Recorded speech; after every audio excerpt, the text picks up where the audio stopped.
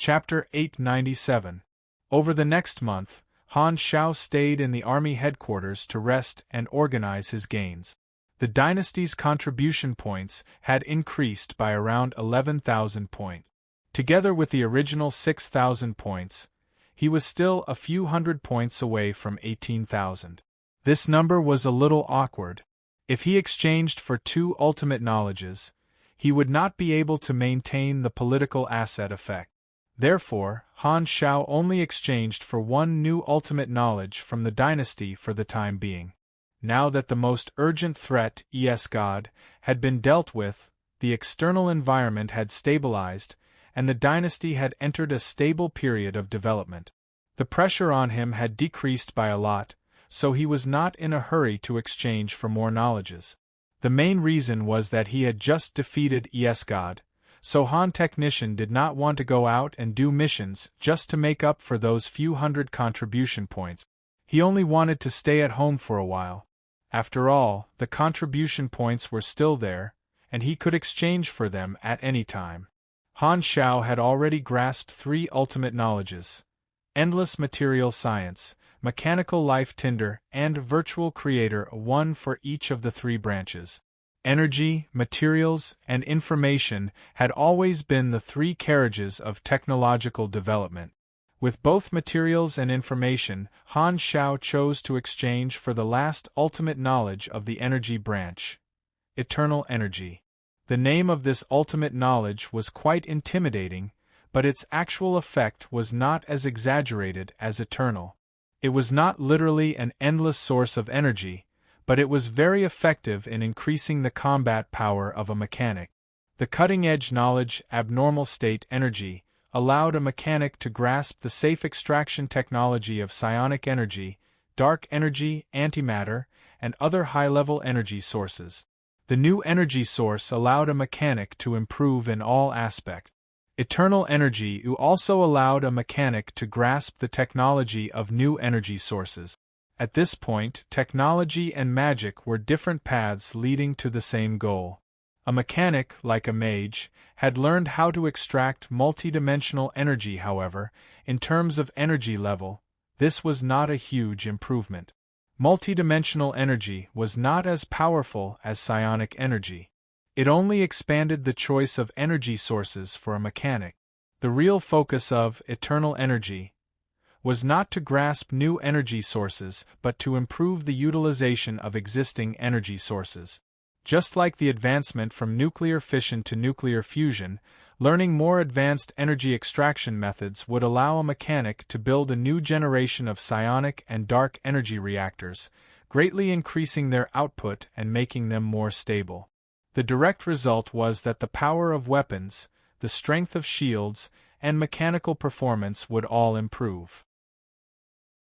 This was the improvement brought about by the energy technology innovation. The new ultimate knowledge also gave Han Shao a new specialty and skill. Advanced Energy Controller. When using advanced energy, attack power bonus coefficient, 115x, shield strength bonus coefficient, 12x plus 30 machinery core power output coefficient, plus 20 energy innovation, passive skill. This skill can only be leveled up by increasing the mastery level of eternal energy. Each level up will unlock more advanced energy technology and reactor blueprint. Knowledge is power. Energy was too important. No matter which branch a mechanic was from, it would be best if they maxed out eternal energy source. This was also one of the main reasons why the mechanic players had liver cirrhosis in the later stages of the game. If he didn't choose the energy branch during the job advancement, the triple cost of potential points was enough to make him want to die. Even Han Shao felt that it was a little strenuous.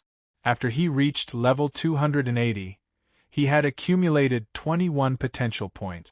Learning this knowledge required 24 potential points. He had raised a few skills to the maximum level to cover the learning cost, but to raise eternal energy source from level 1 to level 5, he still needed 96 potential points, which meant that he had to raise all 96 blueprints to the maximum level. This was much more terrifying than the EXP required to level up. The power of a mechanic came from their knowledge, and it was not enough to just level up. Only by raising the level of their knowledges could they have stronger combat power. This was the foundation of a mechanic. Han Zhao's 4 ultimate knowledges were basically all at level 1. After his own level increased, he also had to consider leveling up his ultimate knowledges. Because of his unique leak advantage, he decided to level up all his ultimate knowledges as much as possible. This was destined to be a long process, but after it was completed, his combat power would definitely be off the charts. Other than planning for his own growth, Han Xiao also took care of his officers. He used the ability enhancement character summon card on Hela and Aurora. The former had a stable beyond grade A potential, while the latter had a strategic ability. Han Xiao kept the last chance to use it. Ames was also grade S like him, so he could not use it on her. He planned to keep this chance and wait for a while. In this month, Han Xiao also dealt with some army matters. One of the most important things was the business cooperation with the Radiant Federation. This was the deal that they had agreed on. The cooperation method was for the Radiant Federation to help the Black Star Corps open a branch in the Abyss of Stars. Han Xiao arranged for a few satellite bases to be sent over. The people who went to open the branch did not include the army players. Han Technician did not have the habit of transplanting his leaks to other people's fields. Currently, there were 2 major events that the army players were experiencing. One was the civil war of the Gyul civilization, and the other was the first exploration phase of the Flickering World. Furthermore, the promotion of the Pro League had also begun. Because version 30 was the peak period of the number of players, a large number of new players had entered. The promotion of the Pro League this time was much more intense than the previous 2 seasons. Every player who was interested in participating was actively preparing for it. According to Han Zhao's calculations, the enthusiasm of the army players had increased by at least 475%. There was no need to care about the players. Han Xiao was mainly concerned about the aftermath of ES God's fall. While he was resting in the headquarters, the impact of this matter had already spread and affected the entire universe. The 3 universal civilizations began a new round of eradicating criminals. The fallen arc in the central galaxy fell apart, and countless criminals left the central galaxy, fleeing everywhere.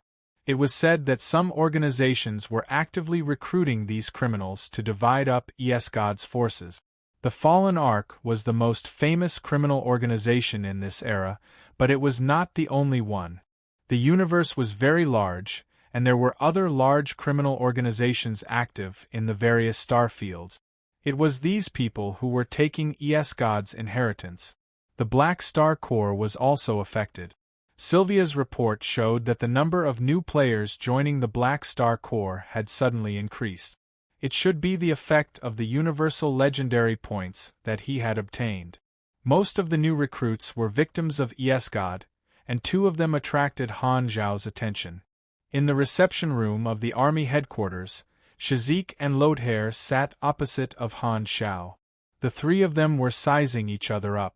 Han Zhao's gaze slowly swept across the 2 of them, and his thoughts could not be seen from his face.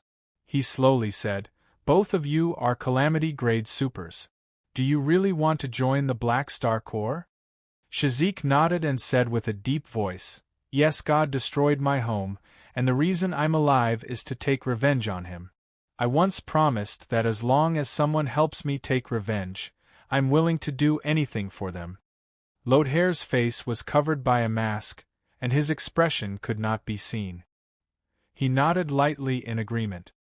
He was a man of few words, and his temperament was cold. "In that case, on behalf of the Black Star Corps, I welcome the 2 of you to join us." Han Xiao smiled and nodded. Calamity-grade supers were high-level combatants, and they would be popular in any organization. Naturally, he would not reject them. He valued these 2 not only because they were Calamity-grade supers but also because they were famous NPCs in his previous life. In his previous life, God had been active in many versions of the universe and made countless enemies. Shazik and Lodhair were famous characters in God's original storyline, and they were both enemies of God. Shazik operated a gray transit station in the desolate universe belt of the Central Galaxy. It looked like he was providing services to criminals, but he was actually a hidden poisonous snake. During his period of operation, he secretly bribed the members of the Fallen Ark, secretly gathering intelligence and leaking it to the advanced civilizations. At the same time, he also secretly protected the various organizations that sought revenge on God, providing them with weapons and spaceship. For example, players who accepted missions from the 3 universal civilizations could receive his services. Shazik used various methods to chip away at the Fallen Ark's forces, but the universe did not lack criminals. The speed at which he destroyed the Fallen Ark could not compare to the speed at which they expanded. In the end, because the players who accepted his protection posted on the forums, his actions were found out by the players of the Fallen Arkansas. His identity was exposed, and he died in the hands of a bunch of wanted players. The other Lodhair was even more powerful. He was a fierce person who dared to assassinate God and had an intermediate luck glow. He was a protagonist-type character with deep hatred. Lodhair was a bounty assassin who specialized in assassinating the members of the Fallen Arkansas. In the middle version, he established a secret organization called the Assassins' Society. It was not large, but its members were all elites and had some fame in the universe. This was a hidden faction, and players could join after passing the test. Inside, they could obtain the rare subclass Galactic Assassin and learn assassination skills from the members. They could also trigger a Grade S hidden main storyline mission, Assassinate God. In Han Zhao's previous life, the Assassin's Society was very popular. A portion of the Lone Wolf players liked the feeling of being an assassin, especially those who roamed the universe. This was because every action of theirs would have an impact. Some assassin players were passionate about assassinating all sorts of important people and enjoyed the impact they had. At his peak, Lodhair had the strength of a beyond grade A seed.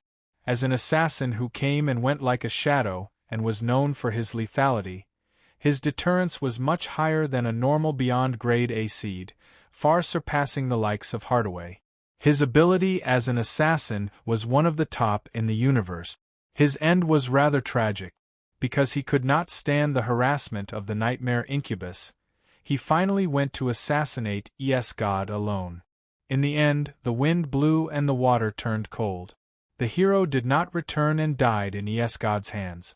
Based on his achievements in his previous life, Han Zhao valued Lodhair's potential more. If he could ensure his loyalty, this guy would be worth nurturing. Thinking of Lodhair's experience, Han Zhao had an idea. Apart from the Black Star Guards, I can add a small team.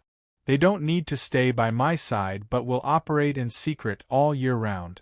They'll only be responsible for me. They can be called Shadow Guards or Shadow Walkers.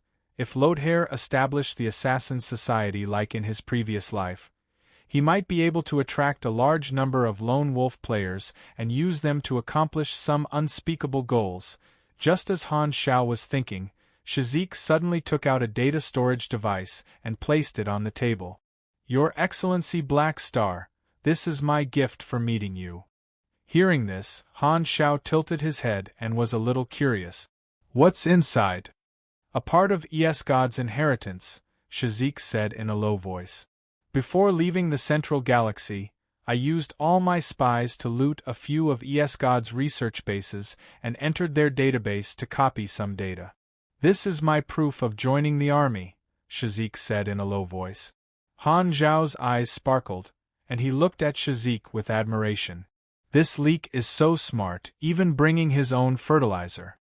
He's reliable and a talent. The various organizations are dividing up God's asset.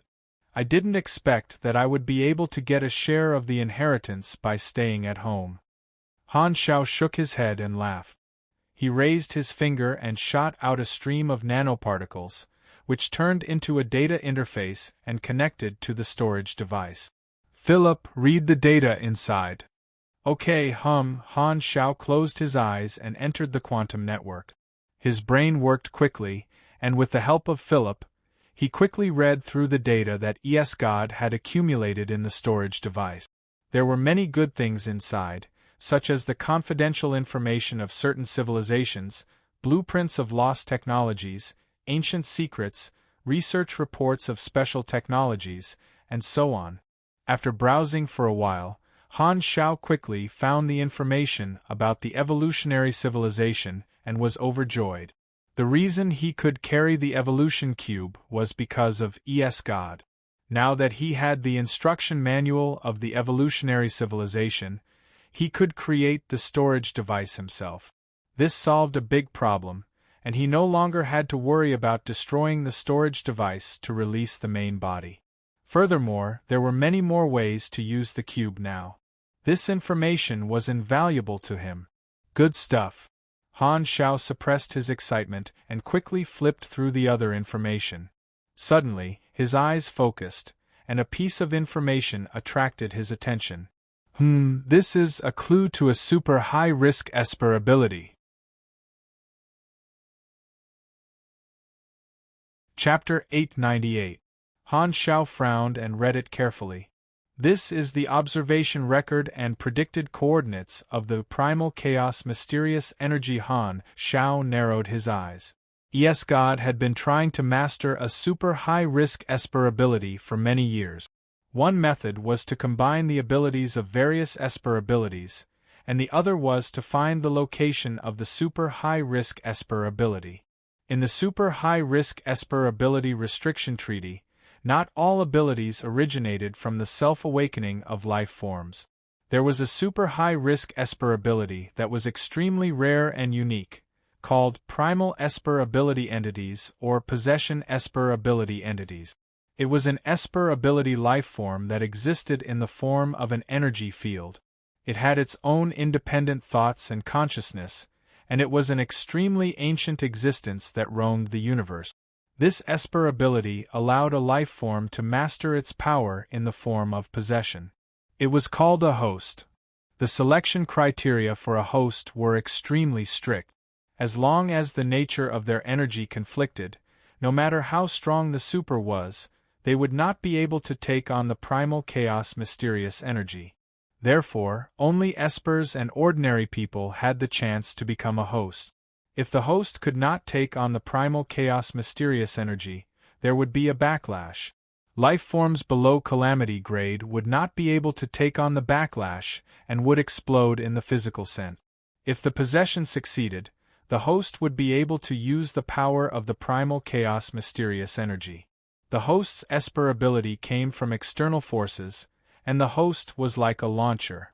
The stronger the host was, the stronger the Esper ability would be.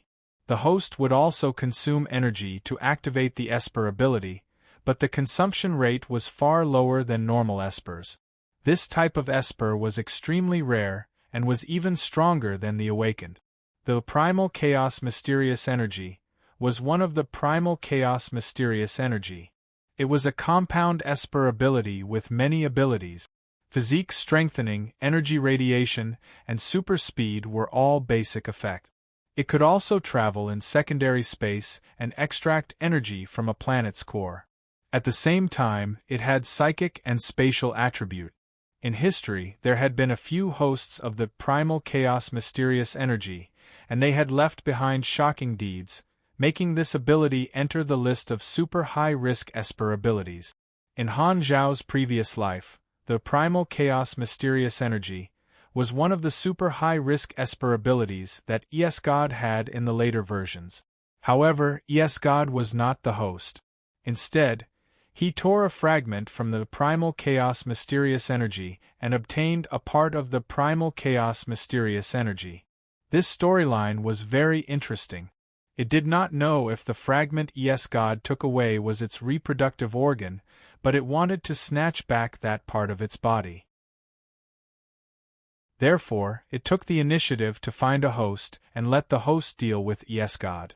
Therefore, two people with O primal chaos mysterious energy appeared at the same time, as if they were mortal enemies. This host was also an important character in God's storyline. The primal chaos mysterious energy is shuttled through the secondary dimensions, occasionally appearing in various corners of the universe. This document recorded the observation report of the primal chaos mysterious energious movements, as well as the possible coordinates of its appearance in the universe at a certain point in the future. God obtained this ability in the later versions, which means that one of the coordinates recorded in this document should be reliable. Han Shao rubbed his chin. He was a little tempted. He could not use his Esper ability himself, but he could use it to train his subordinate. Although there was the restriction of the super high-risk Esper ability restriction treaty, the specific implementation differed from person to person. With his current position, as long as he did not let his subordinates abuse their abilities, the three universal civilizations would not care about him. After all, where there were people, there were privileges. As for the method to capture primitive energy entities, it was not a problem for a mechanic at his level. All he had to do was build a containment device that could restrain energy life forms. Many civilizations had such technology. However, it's still early for the primal chaos mysterious energy to return from the secondary dimensions, so there's no need to rush. Han Shao nodded. According to the data, there were still a few decades before the primal chaos mysterious energy's next return. It was too early to prepare now, and it would be useless even if he went to those coordinates. However, this time, it would not be as easy as obtaining the spacetime amber. Shazik was not the only organization that obtained this document. There would be other organizations that obtained God's inheritance as well, so there would definitely be competitors. I'll think about it when the time comes. Anyway, I'll just snatch it. Han Shao did not mind. With his current strength, he was not afraid of competing with other organizations at all, not to mention a few decades later. By then, he still did not know how strong the Black Star Core would be. Exiting the quantum network, Han Zhao's gaze fell on the two of them again. He nodded. I'm very satisfied with this gift.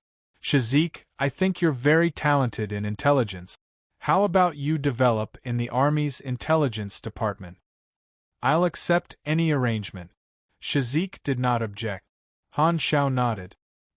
He felt that Shazik was a talent in intelligence, and he might be able to take charge of the intelligence department in the future. Then, he turned to look at Lodhair, pondered for a while, and slowly said, For you, I won't give you a chance. As for you, I won't give you a position for the time being. Just follow me for now. This protagonist-type character was very powerful.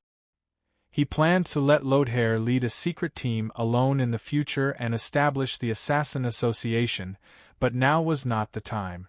This guy had just joined, so he needed to observe him for a while. Okay. Lodhair was a man of few words. Then, the two of you can go and rest first. Familiarize yourself with the headquarters. The two of them nodded and left the room. Han Shao sat on the sofa and watched the two of them leave before standing up and leaving the guest room. He went straight to the army commander's exclusive machinery factory and asked Philip to retrieve the information on the evolutionary civilization. He had only roughly browsed through it earlier, and only now did he have the time to study it in depth. The technology of the evolutionary civilization had been lost, and the information in God's hands was also incomplete. It did not involve the principles of the evolution cube and was more like an operating manual. After reading this information, Han Shao realized that his method of using the evolution cube was very crude.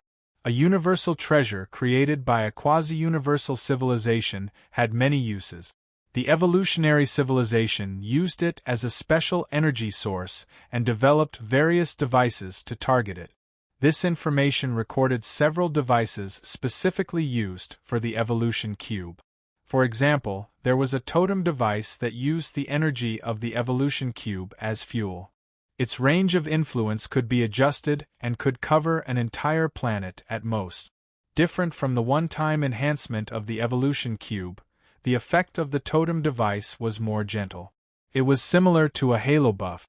If maintained for a long time, it could slowly increase the talent and potential of the creatures on a planet, causing the awakening rate of the supers on that planet to soar. It was equivalent to transforming a planet into a paradise, and the newborns would become stronger. There was only one evolution cube, but he could create as many totem devices as he wanted. They could be used as long as they were charged. In the past, the evolutionary civilization had used the totem device to increase the talent of the entire civilization. The efficiency was very high and the results were controllable. This is good stuff. Han Zhao's eyes shone with the light of money. With such a totem device, the attractiveness of the evolution cube to the various civilizations increased by many times. Its commercial value and the value of connections were immeasurable. This was also useful to the Black Star Corps. They could use it to slowly strengthen the planets where the various bases were located, greatly increasing the explosive rate of the training camp. There was also a device that could be worn at all times in the information called the Ovidan badge. It also used the evolution energy as fuel, and after activation, it could allow the wearer to undergo extreme evolution regardless of the consequences. It could turn an ordinary person into a biological mutant, and their combat power would reach grade C or even grade B. The effect was more powerful than any berserk-type drugs, and the duration ranged from a few hours to a few days. After the effect ended, the wearer would die due to genetic breakdown.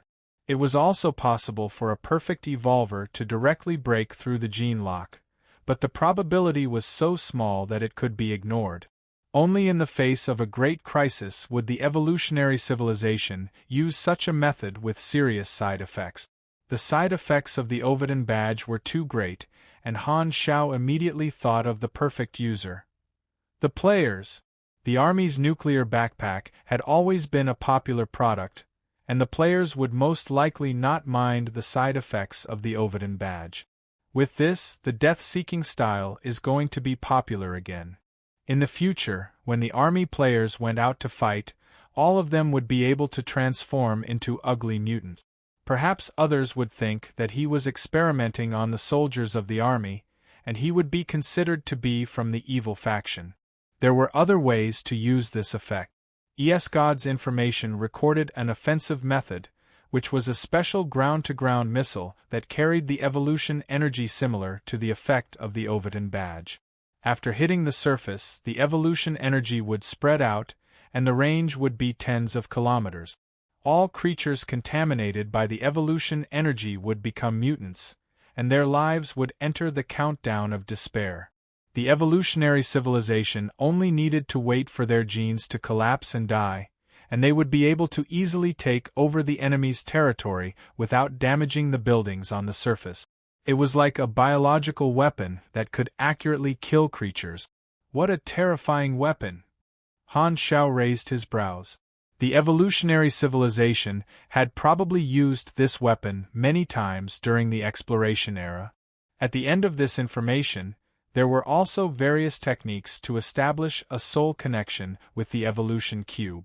In the words of the evolutionary civilization, it was called resonance.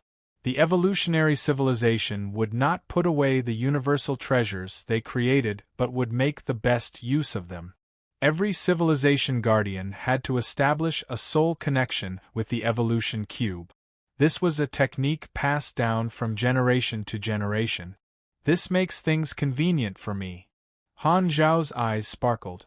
Cisco's soul connection with the evolution cube had been removed, and the slot was empty. Having another soul connection with a universal treasure would also increase his strength. Speaking of which, this evolution cube had gone through who knew how many owners, and it was already a withered flower. The spacetime amber was still the best. It gave him the first time. Han Shao hurriedly shook his head and threw these weird thoughts out of his mind. I finally have work to do. Let's mass-produce these devices first.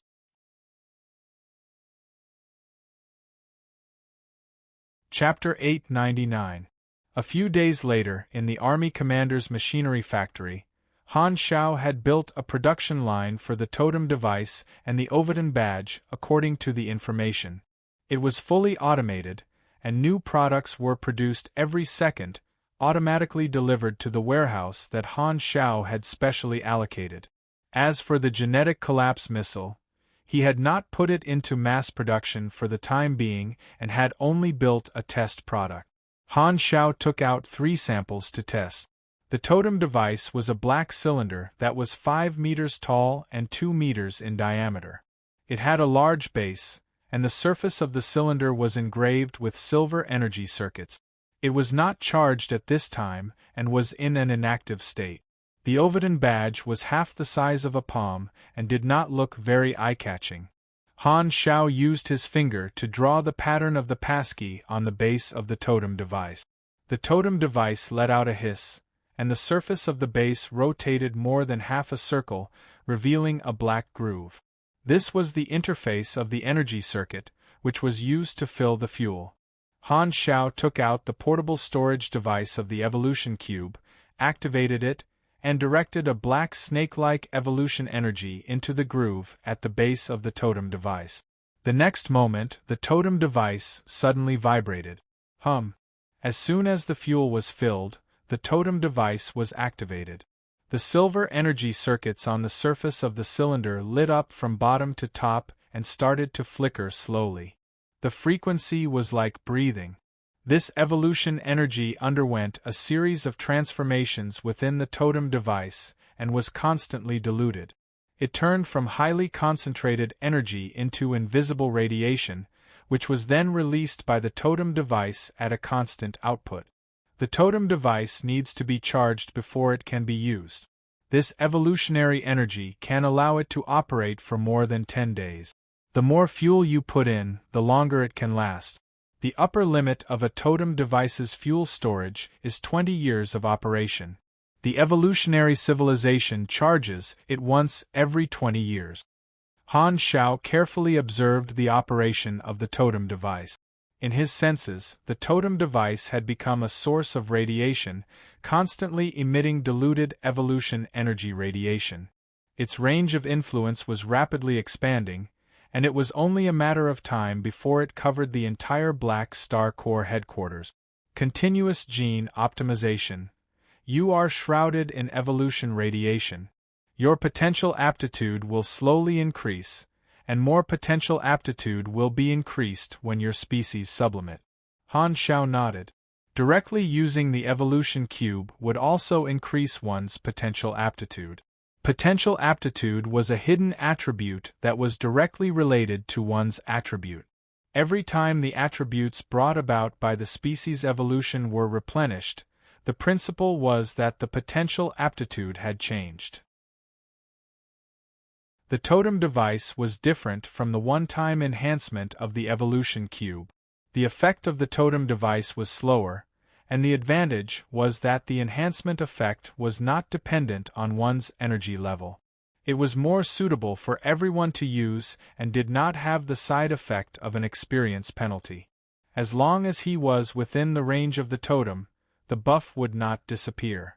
Han Shao reached out and touched the totem device that was in operation. There was a corresponding item introduction on the panel. Evolutionary totem, activated. Special product of the evolutionary civilization.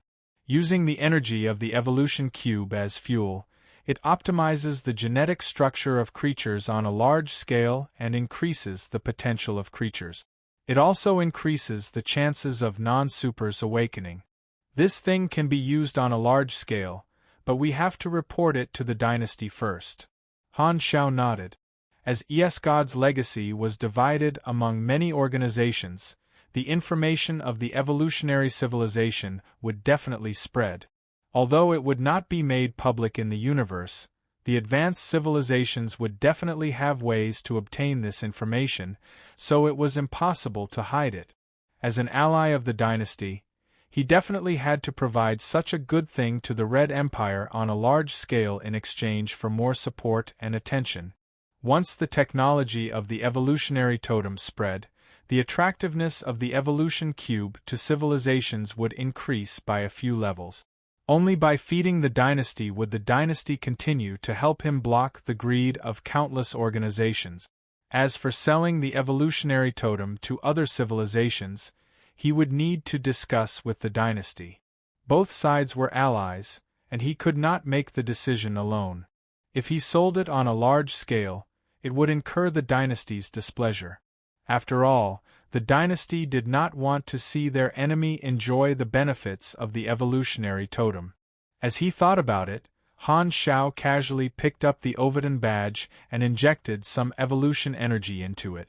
Note: countless failed extreme evolution experiments have wasted a lot of funds, and the upper echelons have accused us of not being able to produce results.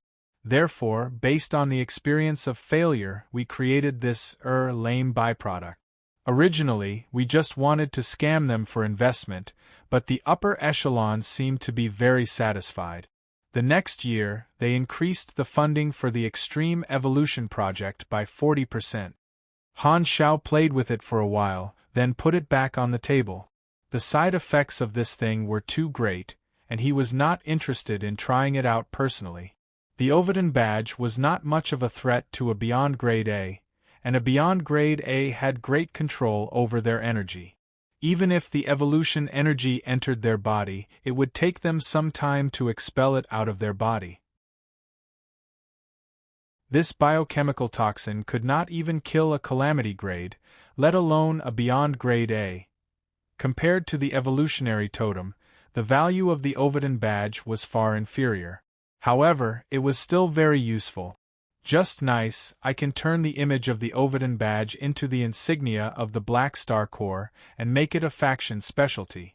The badges of other organizations only have ornamental effects, but my badge can provide an explosive effect. This is quite cool. Han Shao stroked his chin and pondered. Let's find a few players to test this thing first before selling it. As for the genetic collapse missile, Han Shao did not charge it and only looked at the item description. Genetic collapse missile, a special biochemical weapon of the evolutionary civilization. It can cause the genes of living creatures to collapse and is often used to slaughter planet. This weapon is suitable for eliminating the resistance on the surface of a planet. However, it is useless in a galactic war. In comparison, I prefer a small portable genetic collapse bomb.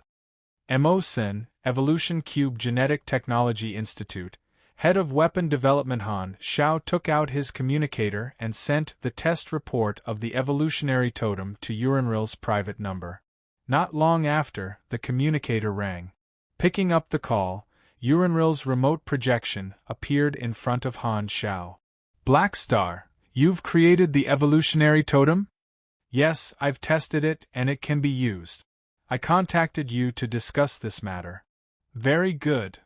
Uranril was pleasantly surprised, but she did not show it on her face. She paused for a moment and realized a problem. Her tone sank. The information of the evolvers came from God's legacy, and the technology to create the evolutionary totem has already been leaked. More organizations will have this technology. Yes, but there is only one evolution cube as the energy source. Han Shao nodded. I will provide the evolutionary totem to the dynasty on a large scale. On the other hand, I will also sell the evolutionary totem to other civilizations. Of course, the prerequisite is that it does not harm the interests of the dynasty. I will only sell it to civilizations that are close to the dynasty. Uranril's eyes sparkled. Okay, I understand what you mean. The evolutionary totem was extremely attractive to civilizations, and the dynasty had the strength to monopolize it. However, doing so would cause more civilizations to be unhappy and coveted, which was not a good thing. This pressure would be transferred to Han Shao to a large extent. Han Zhao's intention was to use the evolutionary totem as a bargaining chip, and the civilizations that wanted to purchase it would have to be close to or ally with the dynasty. This way, the dynasty would be able to rope in more political allies, and he would be able to gain a large amount of connections and money. The dynasty would eat the meat, and the allied civilizations would have the soup. If the other civilizations saw the way to obtain the evolutionary totem, the pressure on him would be greatly reduced. Furthermore, this was not a one-time deal. The evolutionary totem required fuel to operate, or it would not be usable.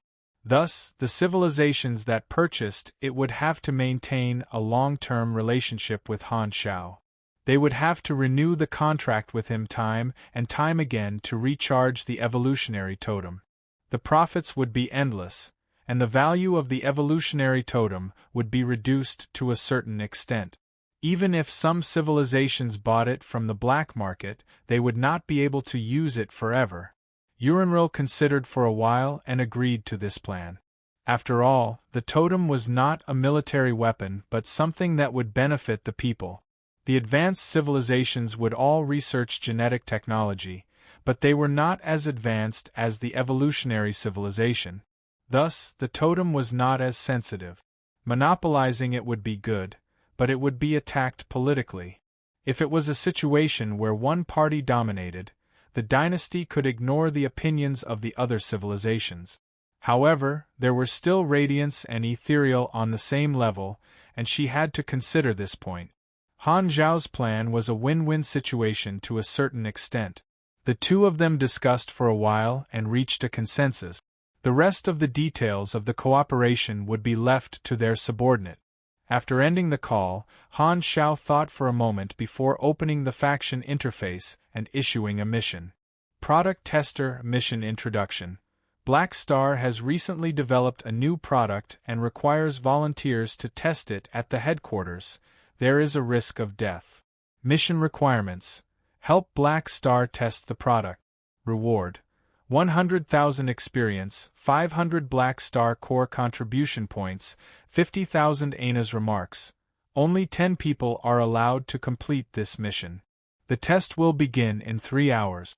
If you fail to complete this mission, minus 1,000 contribution points and minus 20 Black Star favorability points. There were only 10 missions, and as soon as they were released, they were all accepted by people. 3 hours later, the 10 players arrived at the testing ground indicated by Philip and looked around. One of them was Pork Bun. The fall of ES God made him smell the scent of news, so he rushed back to wait for Han Shao. He had been staying in the headquarters recently and was just in time for the mission. Pork Bun, you're in the headquarters too? You dog, hurry up and update. Are you afraid of a blade in front of you? The other 9 players also greeted Bun Hit Dog in a physical way. The Black Star series had been updated so many times, and it had already attracted a large number of fans. Bun Hit Dog was more or less a celebrity among the players. No matter where he was, he would always meet a large group of people who wanted him to update the series. After messing around for a while, the door opened again, and Han Shao walked in with his hands behind his back. "Hello, Army Commander." Bun Hit Dog hurriedly broke free from the burly men all over him and greeted him in a very obsequious manner. He had a smile on his face that deserved a beating. "Oh, it's you. Long time no see." Han Shao patted his shoulder. Pork Bun immediately felt energized and a sense of accomplishment. Han Shao turned around to look at everyone, coughed, and slowly said, "Since everyone is here, let's begin. The product we're going to test this time might have a huge side effect." As he said that, Han Shao took out 10 fully charged Ovidan badges and changed the pattern to the Black Star Core emblem. The 10 players received 1 badge and browsed through the item introduction. Seeing the introduction, Pork Bun's eyes lit up, and he immediately turned on the recording function. Now, even the players knew that the evolution cube was in the hands of their army commander, but Black Star did not let the players use it on a large scale. Pork Bun felt that the appearance of the Ovidan badges might be a sign that the evolution cube was going to be popularized. Let's begin when you're ready. Han Xiao nodded. Everyone looked at each other and put on the Ovidan badges without hesitation.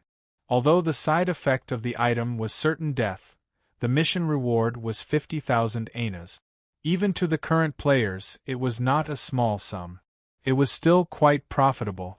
The first player to use the Ovidan badge immediately experienced an earth-shattering change in his body.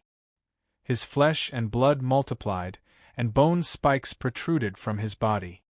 His body swelled up like a balloon, and he quickly turned into a 5-meter-tall mutated creature. He looked like a monster with tumors all over his body, and the skin on his face was torn apart by his bulging muscles. He looked extremely terrifying. The other 9 people were stunned and subconsciously stopped their actions of activating the badges.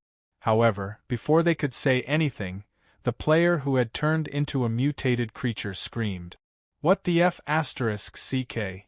What the hell did I turn into?"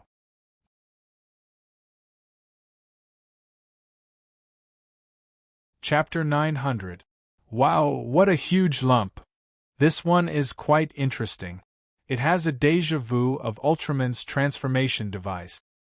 He looks like a Resident Evil transformation device no matter how I look at it. He really does look like a crawler. What crawler? This is a tyrant. Bullsh *T, look at that sexy bone spike. It's obviously an abomination. Don't try to fool me. This is clearly a Balala little monster transformation. The other players regained their senses, and their eyes lit up as they surrounded the abomination.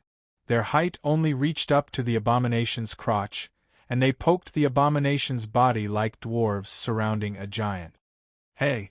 Don't touch my butt with your little hands. If you're so curious, why don't you transform yourselves? Flustered and exasperated, the player swung his palm out like a sledgehammer, sending the surrounding players flying and crashing into the metal wall with a loud bang, leaving a shallow dent in the wall. The few players who were sent flying were not angry. They quickly got up, patted their arms and knees, and spat out a mouthful of blood. They then happily surrounded the abomination again. That hit just now gave me a crushing damage. That's fierce. Quick, put up the attribute panel. The others surrounded the abomination and made a ruckus. Han Xiao observed from the side, and his eyes lit up. The Ovidan badge was a device that had been modified many times. The evolutionary civilization would not create soldiers without intelligence. The abomination would retain a certain level of consciousness and would not enter the chaos state. However, their intelligence and mental resistance would plummet, and they would only be able to make simple judgments. However, due to the uniqueness of the players, after using the Ovidan badge, their consciousness would not change. This proved that the players were the perfect candidates to use the Ovidan badge. With complete intelligence, they would be able to unleash the full power of the ultimate evolution. Han Xiao coughed and interrupted the conversation. He walked over and asked, "How do you feel now? Can you still control your body?" "Yes." The abomination made a few movements out of curiosity, showing an astonishing agility. He then used his nails to scratch his bald head. Han Xiao nodded. With a flick of his finger, nanoparticles slid out from his sleeves and turned into metal needles. "Don't move, let me check your body." As he spoke, Han Xiao pierced the needle into the aberration's body and triggered the damage. A combat notification popped up on the interface. Glancing at it, the effects of the Ovidan badge appeared in the player's status bar in the form of a buff. Extreme Evolution, Aberration.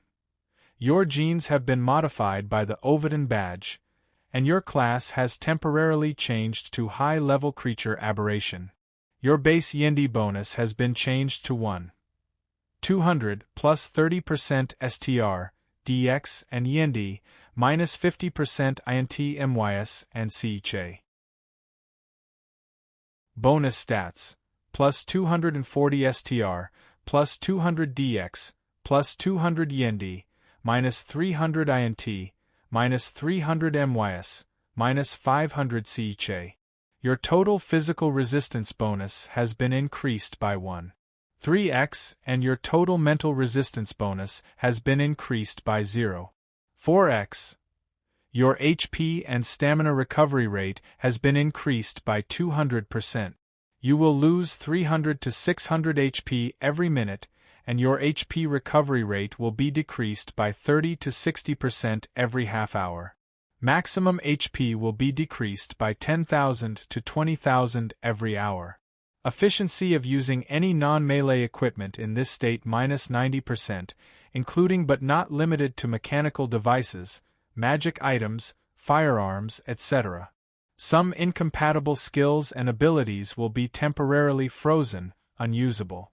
Plus 100% cost of using skills. Your melee attacks will have a cleave and a horizontal sweep effects. Plus 70% melee attack power. Plus 25% base success rate of strength suppression and strength crush. Remarks. Dance to your heart's content before death catches up with you. Wow, these effects are amazing. Han Shao perked up and quickly analyzed the situation. The aberration was clearly a melee type. The evolutionary civilization had set the Ovidan badge as a genetic evolution direction, which was mainly to strengthen the body. It was weaker in terms of magic and mental strength. After all, the original intention of designing the Ovidan badge was to deceive investors. Cough cough, it was to make everyone a soldier. Thus, strengthening the body was the best way for ordinary people to quickly become strong. After the transformation, the biggest advantage would be the tankiness. In version 3.0, the player's level limit was 120. Han Shao recalled that when he was at level 120, his HP was close to 30,000. The players did not have the molding talent life strengthening, so their HP was around 10,000. The base Yendi bonus was 150, and this transformation would increase the Yendi bonus by 4 times. Just the additional Yendi bonus alone would increase the player's HP by 40,000. Coupled with the hundreds of Yendi points that the level 120 players already had, their HP could exceed 100,000. In terms of HP alone, it was comparable to the HP of a normal calamity grade. Ordinary level 120 players would only have a few hundred attribute points if they didn't break the 1,000 mark. Their strength, agility, and endurance attributes would be doubled. The benefits of the transformation were obvious. When the player's HP was low, they would have a chance of turning the tables. The weakness was also obvious. Intelligence and MYS were too heavily reduced, and their mental resistance was too low.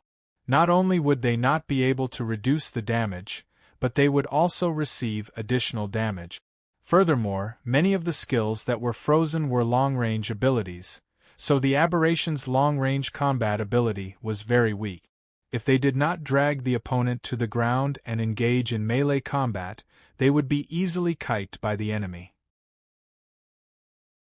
Just as he was browsing through the combat information, Pork Bun and the others also saw the attributes shared by the aberration players, and they were all extremely excited. Holy sh*t, this is too strong. Although it's ugly to the core, I can do it. Everyone could not wait to activate their badges. Very soon, a network view appeared in the room, and they could see how Shazik and Lothair interacted with the old members after joining the army. Shazik was very normal. He had just joined the intelligence department a few days ago and was still familiarizing himself with the environment. He was getting along quite well with the department head, but he did not have a sense of presence. However, this was not a disadvantage. Lacking a sense of presence was the advantage of being an intelligence officer. On the other hand, Lothair was different. He was a loner and did not interact with any of the officers. If he was not training hard in the actual combat training room, he would be sharpening his blade alone in the room. He would also be staring at the wall in a daze. He was like a solitary autistic patient. Han Shao paused, thought about it, and headed to Lothair's room. When Lothair had just joined, he had rushed to study the information of the evolutionary civilization and did not continue to communicate with him. Han Shao decided to have a good talk with Lodhair now. In terms of combat strength and potential, Lodhair could be ranked in the top 5 of the army, even surpassing Hardaway and only below Hela, Aurora, Fu Ding, and Nero. He was a top expert below beyond grade A. Han Shao placed great importance on Lodhair's potential and felt that there was a need to care about his mental health. After all, God was the nightmare of Lodhair's previous life. Now that he had killed God, he felt that he had to take responsibility. Lodhair was a stubborn and solitary person, so he might have lost his way at the crossroads of life.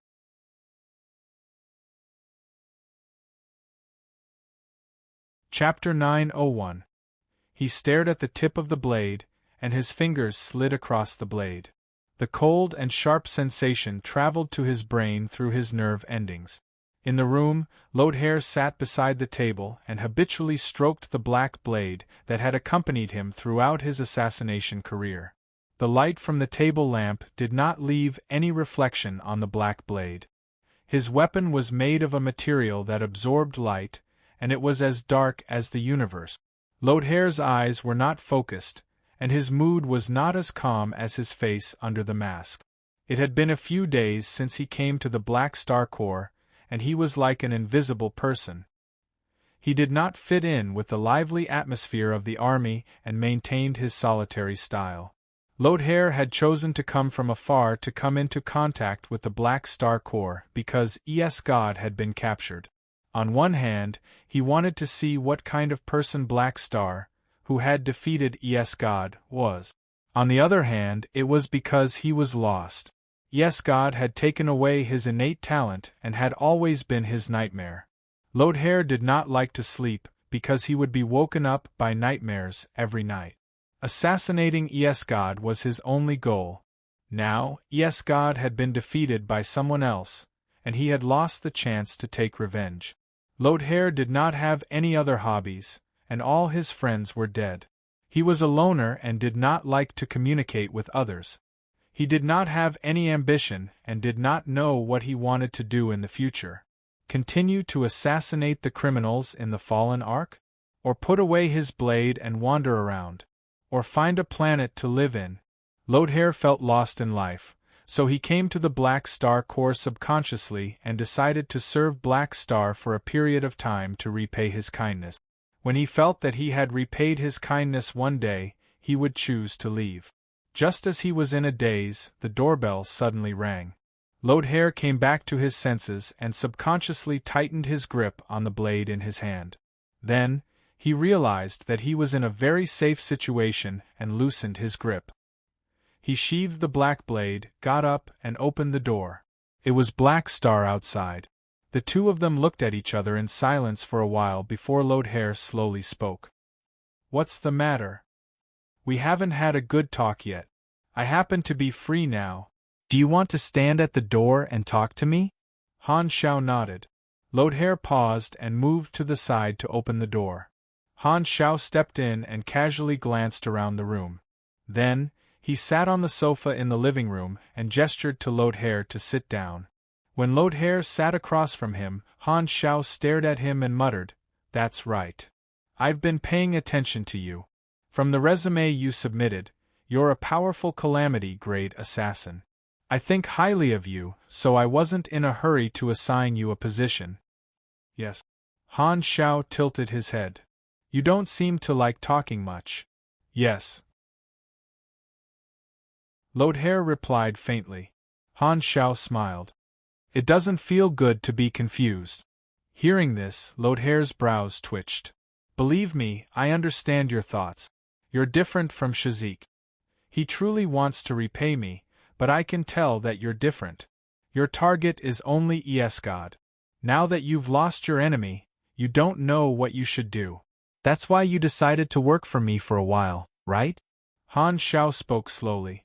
The resume Lodhair submitted did not include anything about his past, but because of the information from his previous life, Han Shao was very clear about Lodhair's experience and personality, so he could easily infer his thoughts.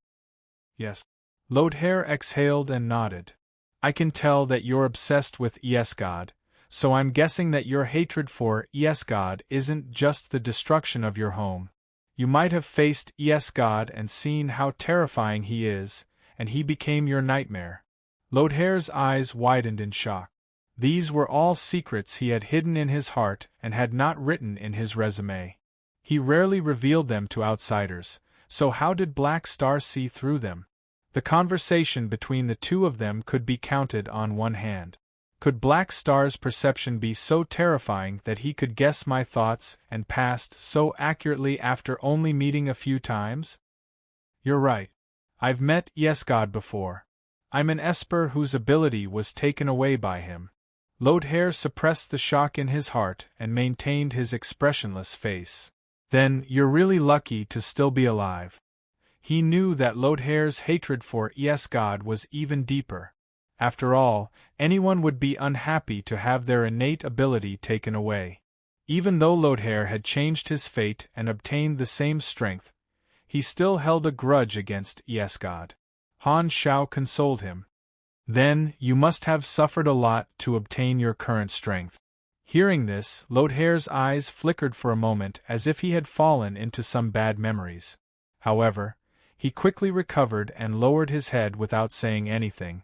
A strange feeling spread in his heart. He had been alone for so many years without any friends or partners, but now, he realized that Han Shao understood him. Hearing his consolation and seeing his sincere smile, Lodhair felt a little touched.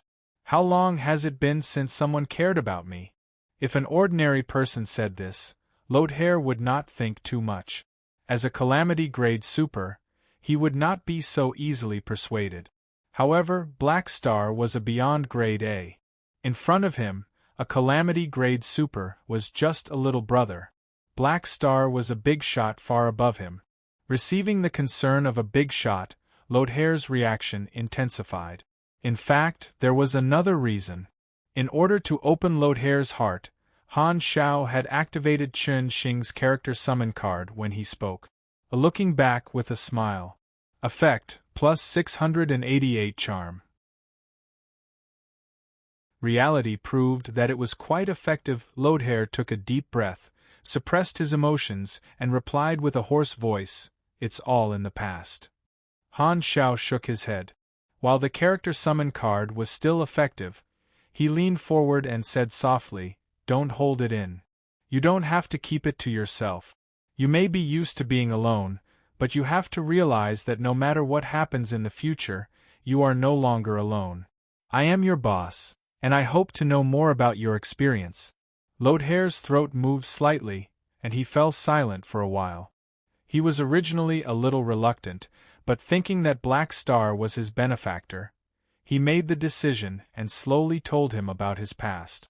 Because he had not spoken so much in a long time, he was a little shaky at first, but he soon immersed himself in his emotions. In the past, Lodhair did not have anyone to confide in, so he had always sealed his past in his heart. Now that he was saying it all out, his mood was indeed much more relaxed.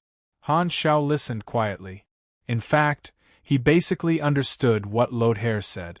The main reason he wanted him to say it was to let him open his heart and increase his favorability. After all, Lodhair had just joined and did not have any emotional foundation, so his loyalty would not fall from the sky. This was something that needed to be nurtured slowly. "That's right. I value you a lot. If you want, I'm willing to listen." Han Shao nodded. "Thank you." Lodhair let out a breath of turbid air and felt his body relax a little. The fear of God in his heart seemed to have been diluted a little. He was a little flattered that a big shot like Black Star was willing to talk to him. "That's all for today."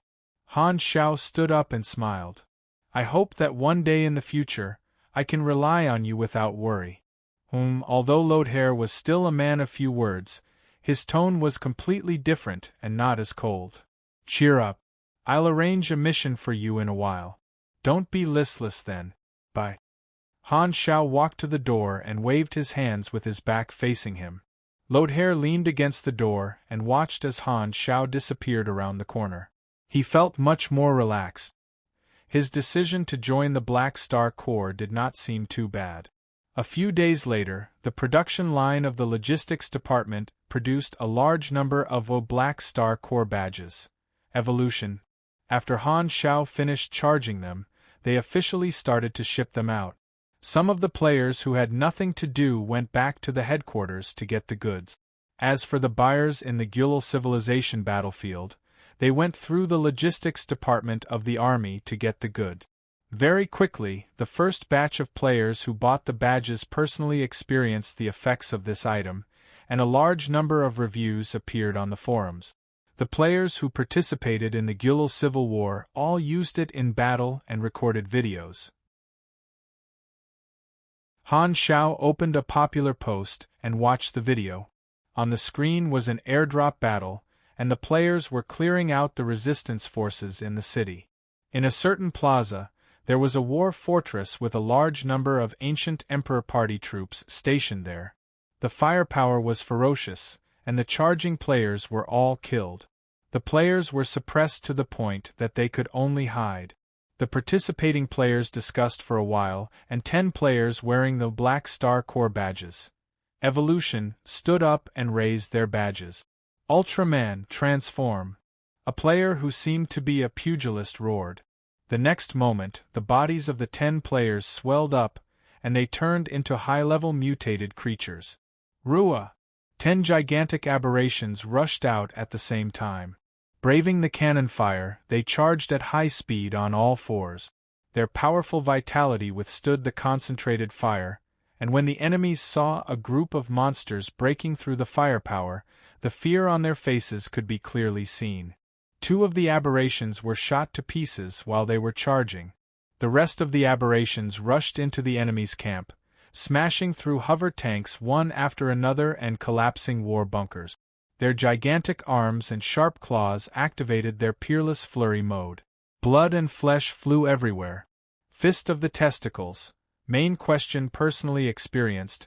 The combat effect of the extreme evolution is off the charts, and the mutated creatures are too meaty. It's really suitable for attacking. Maple Moon. Although it's a little ugly, it's really useful. Moon Shadow Stream. It's not bad, but it's still very expensive. It costs 5,000 anas to recharge. Moist Moon Star. Think about it, how can you become stronger without recharging? Black Star smiles. Even more players use the badges in dungeons. The mutated creatures were too suitable to be the main tank, and it was perfect for tanking bosses. Badge holders instantly became the most popular party to raid dungeons. Basically, every team would bring along a badge holder. Some players saw the business opportunity and gathered money to buy the badges. They then joined the dungeon teams in the form of employment, charging a fee that was only higher than the recharging price. It was specifically for the players who could not afford the badges. The players were very active, and the forums quickly discussed all sorts of ways to use the badges. Han Shao curiously paid attention to it for a while before closing the forums. There was another matter that was more important at the moment. The Red Empire had officially negotiated the issue of the evolutionary totem, and Han Shao signed a formal agreement with the dynasty to provide them with the evolutionary totem in the long term. It was estimated that he would provide 100 million totem devices within 5 years, and all of them would take up to 20 years to recharge. The dynasty would pay for the manufacturing cost and the fuel fee. Because of the relationship between the two parties, Han Shao would not be able to earn much from the dynasty. His targets were the other civilizations. One of the important terms of the agreement was that Han Shao had the right to sell the evolutionary totem to other allied civilizations, and all the profits would go to the Black Star Corps. The dynasty did not wait for God's legacy to slowly reveal itself, but took the initiative to announce the existence of the evolutionary totem to the entire universe. Countless civilizations were excited. Those civilizations that had already cooperated with Han Shao in the Shattered Star Ring were also shocked. No matter how they looked at it, the evolution cube was far less valuable than the evolutionary totem. Countless civilizations could no longer sit still, and the army's number was about to explode with calls. Countless people contacted Han Shao, hoping to purchase the evolutionary totem. Han Shao got Philip to post the agreement with the dynasty and told these civilizations that as long as they obtained the dynasty's approval, they would be able to purchase the evolutionary totem, throwing the problem and pressure to the dynasty. As for the allied civilizations that had already joined the alliance, Han Shao directly made deals with them and signed multiple agreements to purchase large quantities of totem devices. The number of totem devices that were pre-sold reached tens of millions, and his business spread throughout the various star fields. His price for the evolutionary totem was not as cheap as the Ovitan badge. Because of this deal, the Black Star Corps made a huge profit, and their cash flow became extremely abundant. The evolutionary totem had become the stable faction specialty of the Black Star Corps, and such high profits would naturally make many organizations jealous. However, the combination of the Black Star Corps and the Red Empire was more than enough to make most organizations give up on such thoughts. The bigger the business, the more strength one would need to protect it, and the current Black Star Corps already had the strength to monopolize this cake. Just the Black Star Corps alone was the tyrant of the Shattered Star Ring. Countless local civilizations were partners of the army, and their strength was extremely large. A beyond grade A organization of this level was already at the top of the food chain in the universe. Furthermore, the owner of the Evolution Cube was Black Star. After the battle on Planet Lighthouse and the fall of God, the entire universe knew that he was extremely difficult to deal with. Even the Arcane Church and God had fallen, so not many people were confident that they could deal with him. Furthermore, the Black Star was not alone in the Shattered Star Ring. Out of the 4 other Beyond Grade, as in the Shattered Star Ring, 3 of them had cooperated with the Black Star. Furthermore, the geographical location of the Shattered Star Ring was extremely good. It was adjacent to the Flickering World, and the dynasty had more than 100 million fleets in the Flickering World. They could reinforce the Shattered Star Ring at any time, and even the owner of the Shattered Star Ring, the Radiant Federation, turned a blind eye to it. Not many organizations dared to mess around in the Shattered Star Ring. Due to all kinds of considerations, no organization dared to act rashly and take the risk, silently agreeing to the trading rules set by the dynasty. Of course, Han Shao would not forget about his own people. Every army division and training camp was equipped with an evolutionary totem. Blue Star, where Bennett was, also received the benefits of an evolutionary totem for free. Han Shao did not forget about the Black Spirit race either. He specially sent an apostle weapon to plant an evolutionary totem and brought some mechanical troops to guard the planet where the Black Spirit race was located. Seeing that their archenemy had made a fortune through the evolution cube, the star pupil Protoss were extremely annoyed. Originally, the criticism of Cisco had decreased a lot, but seeing how the Black Star Corps was doing so well, many people were heartbroken and blamed Cisco for missing the opportunity to develop their civilization. The scolding within the civilization made Cisco feel very depressed. Heber of the Bloodshed Land also felt very uncomfortable. He felt that his position in the Shattered Star Ring was becoming more and more unstable, but there was nothing he could do about it. He could only watch as Han Shao wantonly pulled in other organizations, and his heart was as sour as a lemon. Just as the evolutionary totem was attracting a lot of attention in the entire universe, Han Shao received a special invitation for a battle. It was from Ames.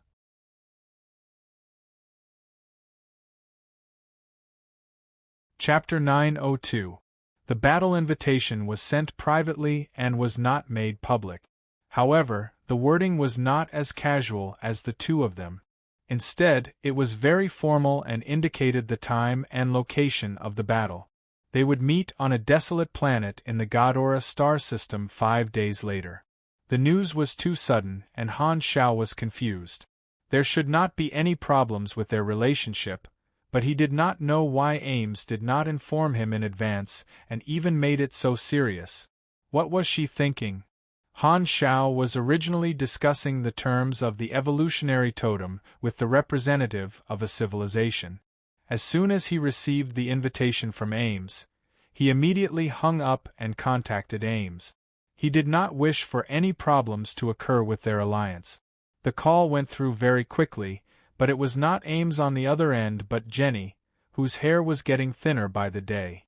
"Why is it you?" Han Shao was a little confused. He had called Ames' private number. "Where's Ames?" "You've received her challenge, haven't you?" Jenny asked. What does she mean?" Han Shao frowned. "Exactly what she said. Before the battle, she does not plan to speak to you. She told me to tell you that she wants to fight you seriously this time." Why would she suddenly have such thoughts? Han Shao was confused. "If you have any questions, you can ask her yourself on the day you meet her. Remember to be on time." Jenny snorted and hung up the call. Looking at the black screen of the communicator, Han Shao could not help but scratch his head. "It's normal for beyond grade as to spar, but with our relationship we can just call out if we want to spar. Is there a need to make it so formal? It's like a full moon night at the peak of the Forbidden City. Forget it, it's not the first time Ames has been so willful. I'm already used to it." Han Shao shook his head helplessly and treated this battle as another one of Ames' whims. At the same time, in the main palace of Floating Dragon Island, Jenny put down the communicator and turned to look at Ames, who was sitting on the floating dragon bone throne, with a complicated expression. During the communication, Ames had been listening. She nodded slightly and chuckled. "Thank you for your hard work. To be honest, I don't quite understand." Jenny couldn't help but ask. "Although I hate Black Star, his strength is unquestionable. Forgive me for being blunt, but I don't think your chances of winning are high. Why are you doing this? You don't seem to have much confidence in me, do you?" Ames's eyes curved as she teased him. Aesop shook his head and could not help but interject. "This has nothing to do with confidence. After the battle on Planet Lighthouse and the ES-God incident, Black Star has already proven his strength. Based on the strength he displayed, your chances of winning are indeed very low. Why do you want to issue a challenge that you will definitely lose?" When Ames heard this, the smile on her face disappeared. "Whether I can win or not, we'll only know after we fight." Then, Ames paused, stroked the armrest of the throne, and sighed softly. "Maybe I'm really no match for Black Star now, but at least, I need facts to prove it." 5 days passed in the blink of an eye. Godora Star System, Star Zone 2, Planet GS 7058. This was a gas giant planet surrounded by a conspicuous asteroid belt planetary ring. This planet was not far from the Black Star Corps headquarters and Blue Star headquarters. It was the location of the battle.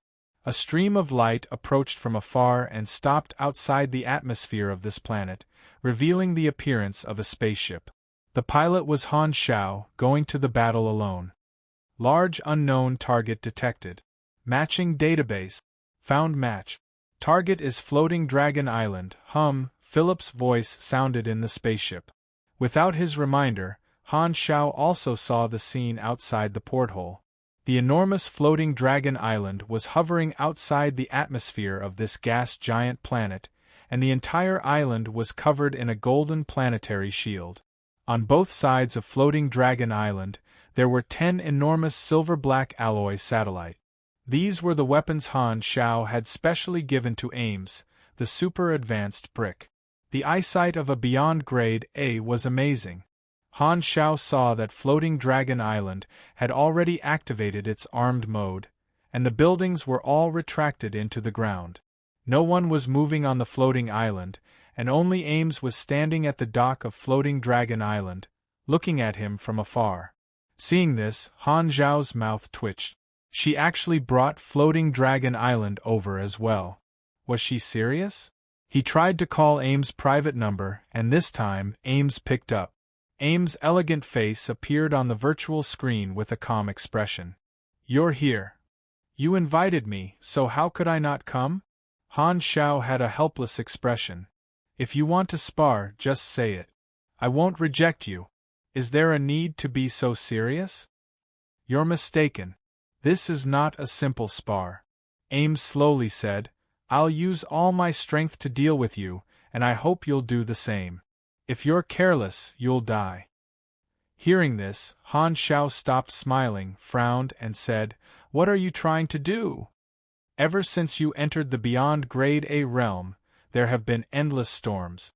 I've fought side by side with you, fought the tyrant, fought God, but we haven't had a proper spar yet. So, I want to have a proper spar with you until one side loses the ability to resist. Is there a need to use such a method to determine who's better? Han Xiao did not understand. Ames' expression was calm and she softly said, You've done a lot of things in the past few years. During this period of time, you've done a lot of big things that shook the universe.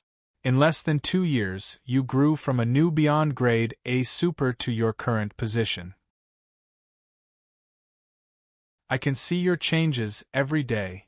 Do you know, the feeling of being caught up is really not good?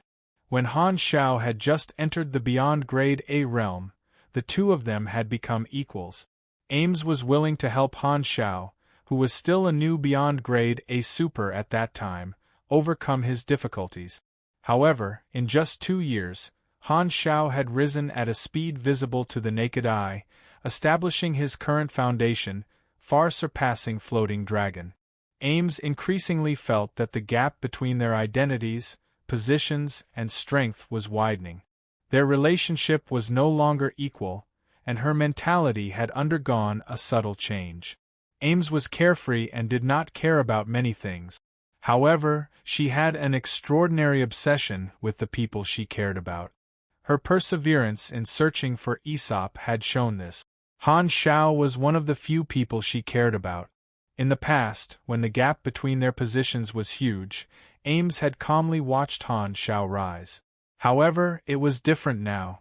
Their positions were swapping. She did not want to see Han Xiao leave her further and further behind. She was not satisfied with only seeing Han Xiao's achievements on the news. In the end, she decided to issue a challenge and personally experience Han Xiao's strength. He wanted to see how big the gap between him and Han Xiao, who had done so many great things, was. The next moment, an alarm sounded on Han Xiao's spaceship's radar. Detected a high-threat target with a skyrocketing energy reaction. Han Xiao looked up. It was Ames releasing her energy, and her status was rising. Ames's deep eyes seemed to contain stars. She took a step out of the dock and stepped into the void. The force field supported her body as if she was stepping on the ground. Her tight black dress trailed behind her like a blooming black flower. As she walked through the void, her long white legs were faintly discernible between the two halves of her black dress. The energy level in Ames' body had already been raised to her maximum, and her voice became solemn. Don't hold back, come on. The next moment, she raised her arms, and a powerful force field superimposed on Floating Dragon and the 10 satellite brick. They gradually accelerated and flew toward Han Xiao. This time, a mission popped up on Han Xiao's interface. You have triggered the S-rank mission Dragon Emperor Ames. Mission requirements: last as long as possible in the hands of Ames. Combat mode is unlimited. You can only leave combat mode for a maximum of 30 minutes. If you exceed this limit, the mission will be completed. There is no limit to the number of times you can leave combat mode. The mode of this mission was the same as when he challenged the tyrant. The longer he lasted, the greater the reward. Other than experience, there were also legendary points, character summon cards, and the chance to draw one of Ames' abilities or talents after lasting 20 minutes. However, Han Xiao was not in the mood to look at the mission interface. How can I not hold back against you? Han Xiao sighed and did not say this out loud. With his current strength, if he really went all out, the damage he could deal was too terrifying. There was an 80% chance that she would not be able to hold on. Han Xiao shook his head. He did not plan to injure Ames. No matter what, the two of them were allies, and he could not go overboard. Seeing that Ames was determined to fight, Han Shao instantly made a decision. Let's fight a battle of attrition. My tankiness is enough to exhaust her energy and make her unable to fight anymore. Only then will I not injure her and hurt her feelings. The distance between the two of them quickly shortened. Han Shao did not hesitate anymore. He calmed himself down, activated his mechanical suit, and left the spaceship. He then opened the secondary dimension and summoned a portion of the Mech Legion. Lord! Psionic Prime lined up with all kinds of apostle weapons. Han Shao said with a deep voice, "Go. Focus on exhausting her. Don't go all out." Understood. Psionic Prime nodded. The thrusters on his back spewed out a dazzling flame, and he turned into an arc of light as he charged forward. The other apostle weapons followed behind him with the Mech Legion and charged toward the approaching Ames. The light in Ames' eyes became brighter and brighter. She crossed her arms in front of her chest and slowly pushed forward. Force field. Floating Dragon Starburst Hammer. The force field superimposed on Floating Dragon continued to increase, pushing Floating Dragon to crazily accelerate. Like a gigantic meteor, Floating Dragon crashed into the black tide of Mech Legion. This scene was like smashing a large group of ants with a brick. If such a huge lump of Floating Dragon were to smash into a planet, it would not take long for it to shatter the crust of a planet. Only by using a force field to swing her weapon in battle would she be able to truly be a Dragon Emperor. The normal response would be to focus fire on Floating Dragon, but Han Shao could not possibly destroy the other party's nest. He was helpless against Ames' style of randomly throwing her base. The Mech Legion did not fire at Floating Dragon. Instead, they followed the order and spread out, allowing Floating Dragon to pass through the defense line. The result was obvious. The gigantic Floating Dragon directly crashed into Han Shao, who was as small as a speck of dust in comparison. The shadow expanded rapidly and covered everyone's vision. Looking at the land that was smashing toward him like a mountain, Han Shao revealed a pained expression under his mechanical suit's helmet. In the past, he had tricked Ames into using Floating Dragon to save him once. Now, he was going to have a taste of Floating Dragon smashing into his face. Retribution, you have to pay for what you did.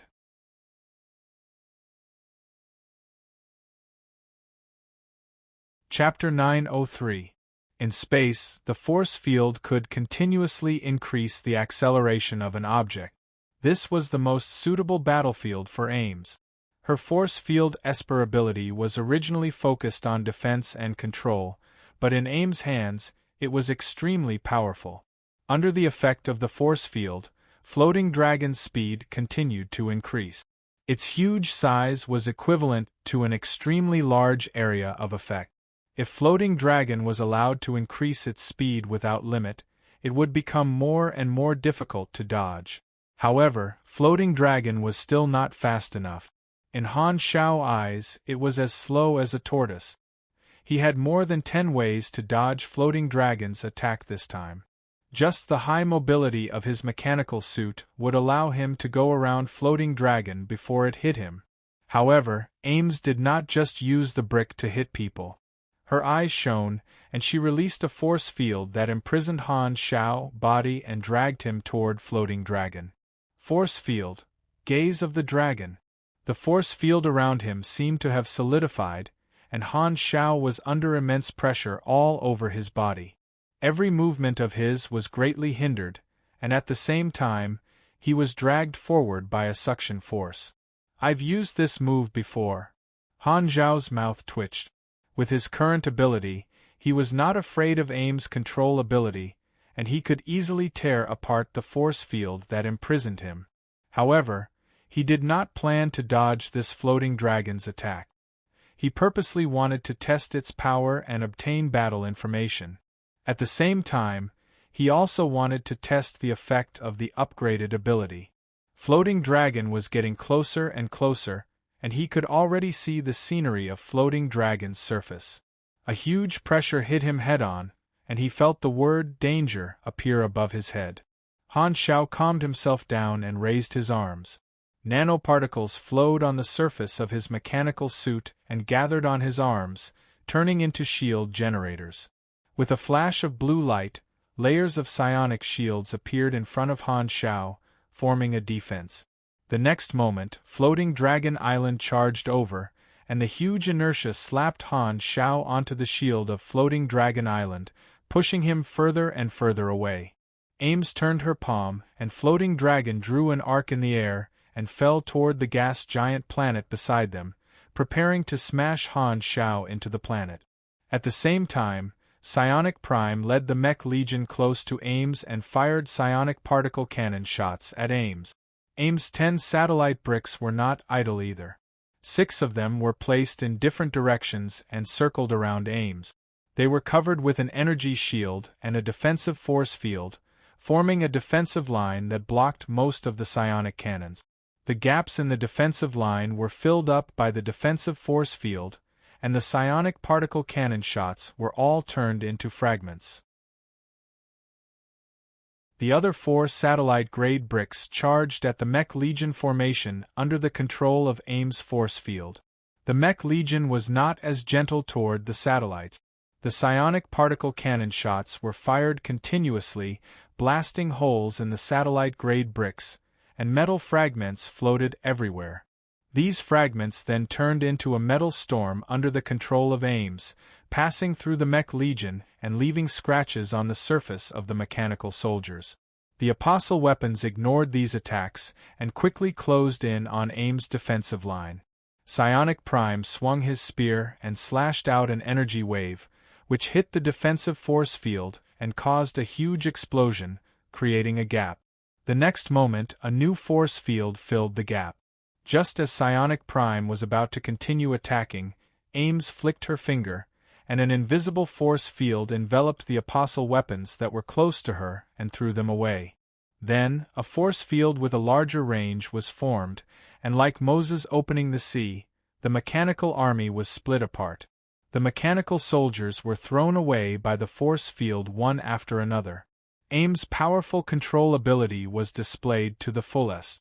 Her force field Esper ability was good at controlling a large range and could counter the human wave tactic to a certain extent. Right at this moment, a light suddenly flashed behind Ames. Mad Sky Hunter teleported and appeared behind Ames. He opened his mouth, revealing his high-frequency vibrating alloy teeth, and bit toward her waist. His upper and lower jaws clenched together, but he missed. A long, white finger tapped on the head of Mad Sky Hunter's mechanical beast, and Ames flipped over. The Void Bloodline pattern appeared on her face. She directly used Void Hyperdrive to avoid the sneak attack. Ever since she was strengthened by the Evolution Cube, her mobility had increased by more than a little. A turbulent force field followed her finger and blasted into Mad Sky Hunter's body. Force field finger shockwave. Cracks appeared on Mad Sky Hunter's body, and a large number of parts were crushed. His mechanical body was heavily damaged, and he was so frightened that he hurriedly jumped away from Ames. The range of the force field Esper ability was very wide, but the closer it was to the main body, the stronger the force field would be. Suddenly, Ames felt the fluctuation of the void dimension. She looked up and saw that Han Xiao, who was slapped on Floating Dragon, had disappeared. He had used Void Hyperdrive to escape from the attack range. Han Xiao shook his slightly numb arm, looked at the combat information, and was speechless. She actually dealt me overwhelming damage. Only a pugilist like Heber would be able to crush Floating Dragon with his head. However, although the damage was high, Han Xiao did not care about it at all. No matter how strong Ames' Aeoli was, there was a limit to it. His current health recovery rate was extremely high. As long as the enemy's instantaneous explosive power did not reach a certain level or did not have special attack effects such as a heavy injury, his main body was not afraid. Floating Dragon, which missed, did not continue to smash toward the gas giant planet. Instead, it made a turn and smashed toward Han Shao. Its huge body slashed across the planet, and the gas on the surface of the planet showed obvious signs of being stirred, forming a huge storm. Looking down at the planet, it looked like a vortex. In the distance, Ames used Dragon's Gaze again. Han Shao felt another force field enveloping him, but he had already received the combat information and was not prepared to fall for it this time. He clapped his hands together. The mechanical suit trembled, and it continuously released repulsive force, creating a field within a few meters. The outer shell was filled with repulsive force, and the inner part was filled with chaotic repulsive force. This field bounced away most of Ames' force fields, and the few that broke through the outer shell were deflected by the internal chaos. Dragon's Gaze was almost ineffective. This was the anti-dragon throne device that Han Shao had specially built. The principle was to stack repulsive force rings to form a repulsive shield field, which was used to neutralize external force fields and greatly reduce the effect of the force fields on the user. However, it was a mechanical device after all, and there was a limit to its performance.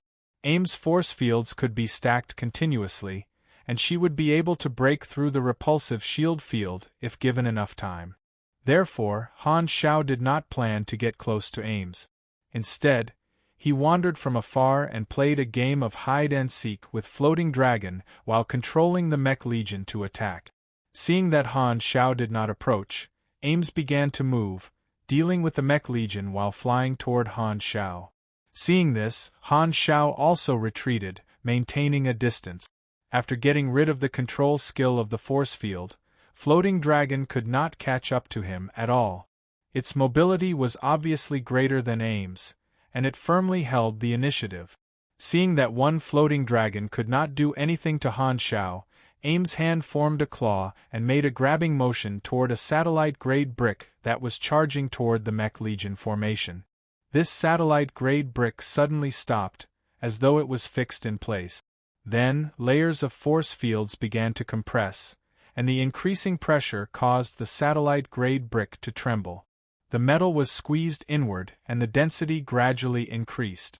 Ames' arm slowly stretched backward, and the force field continued to compress, accumulating a huge elastic force. The next moment, her eyes shone brightly, and she clenched her fist and punched out like an arrow. The elastic force stacked on the satellite-grade brick instantly exploded.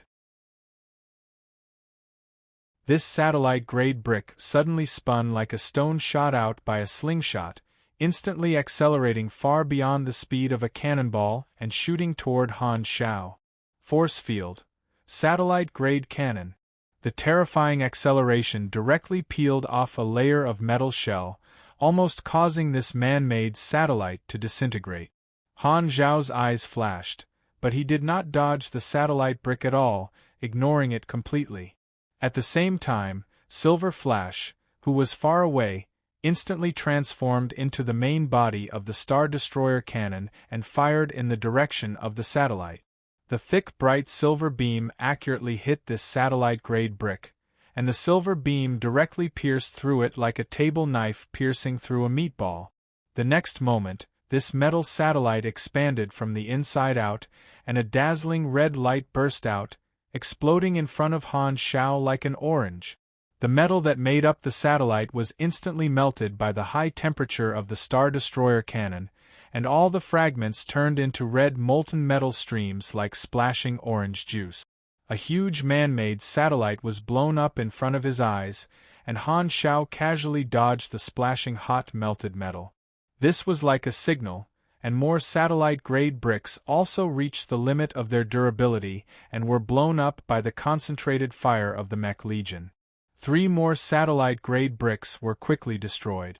There were only 6 satellite-grade bricks left under Ames' control, and they were also heavily damaged, as if they would disintegrate at any moment. Looking at this scene from afar, Han Shao had a calm expression as he muttered to himself, "What are you going to do next?" Ames' attacks were fierce, but they did not cause much damage to Han Shao at all. The mechanical soldiers that had been strengthened many times were extremely tough, and they were no longer substandard products that could be easily crushed by force field. Although it seemed like Ames had the initiative, in reality, Han Shao had been controlling the rhythm of the battle with ease the entire time. Ames also felt this and narrowed her eyes. My attacks were useless against him, and they were all nullified by him. She could see that Han Shao was mainly defending and did not have any desire to attack. He was obviously going easy on her. But even so, she could not do anything to Han Shao. Has he already grown to this stage? Ames narrowed her eyes and finally experienced firsthand how strong Han Shao was. The difference in strength was already very obvious, and Black Star was much stronger than her. However, her emotions did not fluctuate too much. The battle was not over yet, and she would not give up halfway. Ames suddenly grabbed toward the gas giant, and a large group of meteorites turned into her weapon under the guidance of her force field. Like meteors, her fists smashed toward the Mech Legion. Force field, Dragon Breath Meteor Punch. This planetary ring was her huge arsenal. No wonder you purposely chose this place as the battlefield. Han Shao nodded in his mind. The meteorites in the planetary ring continued to become Ames' weapons, smashing toward the Mech Legion time and time again. The Mech Legion also shattered the incoming meteorites time and time again. Under the leadership of Han Shao, the battle inevitably entered a battle of attrition. Just as the two of them were fighting around the desolate planet, a fleet was parked far away from the battlefield. It was Floating Dragon's armed fleet. Because their base had been used by their boss, these fleets could not continue to stay on Floating Dragon and could only carry everyone to watch the battle. Although the price of property in Floating Dragon was very low due to the risk factors, there would still be people who would buy property. Seeing their property being used to fight, the eyelids of many of the crew members twitched. Every time Floating Dragon clashed, their emotions would fluctuate greatly. In the main ship, a group of Floating Dragon officers were watching the battle. Seeing that their leader was gradually being forced into a passive position, their expressions were not good. Black Star was indeed their ally, but as members of Floating Dragon, they naturally hoped that Ames would win. Other than the officers, there were also two remote projections present. They were Hela and Aurora, both of whom were staring at the battlefield without blinking. There was no need to keep the private battle a secret. Ames had informed Hela and Aurora. As Ames students, the two of them had the right to know. Teacher is no match for Black Star. Aurora had a conflicted expression. Hela had a complicated expression as she nodded. The identities of the two sisters were a little awkward. They were Black Star's officers and Dragon Emperor's students. Both sides were close to each other, so they did not know who to support. Hela had studied with Ames for 10 years and was very clear about how strong Ames was. Her heart was filled with respect for her. Seeing her beloved teacher being suppressed by Black Star, she had a complicated feeling. The aftermath of the battle between Beyond Grade has also made her understand that this was not a battle she could participate in. It was still too early for her current level. Even with Hela's strong personality, she could not help but have some self-doubt. Beyond Grade as are too scary. Planets are just their toys. Can I really have such a strong ability? Countless meteorite fragments and metal parts floated on the battlefield. The tug-of-war between the two of them lasted for a very long time. Controlling the force field for a long time had drained a large amount of Ames' energy and stamina. Her forehead was covered in sweat, and her condition was obviously declining. The strength of her force field and the range of her ability were gradually decreasing. On the other hand, Han Shao was still as lively as ever. He had efficient energy absorption, so the efficiency of his mana recovery was not something Ames could compare to. He did not lack mana, so he kept using advanced machinery construction and waste modification to revive the mechanical soldiers that died. The army's losses were minimal. As Ames' condition declined, his control of the battlefield became more and more obvious. Aim's defensive force field was already broken through by the apostle weapons. She had to deal with the many apostle weapons and could not even take care of herself. She no longer had the energy to attack Han Shao. Psionic Prime stabbed his spear toward Aim's abdomen. Ames twisted her waist and dodged the attack head-on. Psionic Prime's spear brushed past her defensive force field. Another apostle weapon, Gold Prime, attacked from the side, but its fist was blocked by the force field. Ames raised her leg and lashed out like a whip. The leg strength strengthened by the force field instantly created a huge hole in Gold Prime's abdomen armor. She then slapped Gold Prime away, and its parts flew everywhere. Suddenly, another apostle weapon shot out a psionic cannon, shattering the force field behind her back and hitting her body. Ames immediately frowned and felt pain. Seeing this, Han Shao, who was watching the battle from afar, had a gleam in his eyes. It's about time. She doesn't have much energy left. At this time, Ames suddenly looked up at Han Shao, who was slacking far away.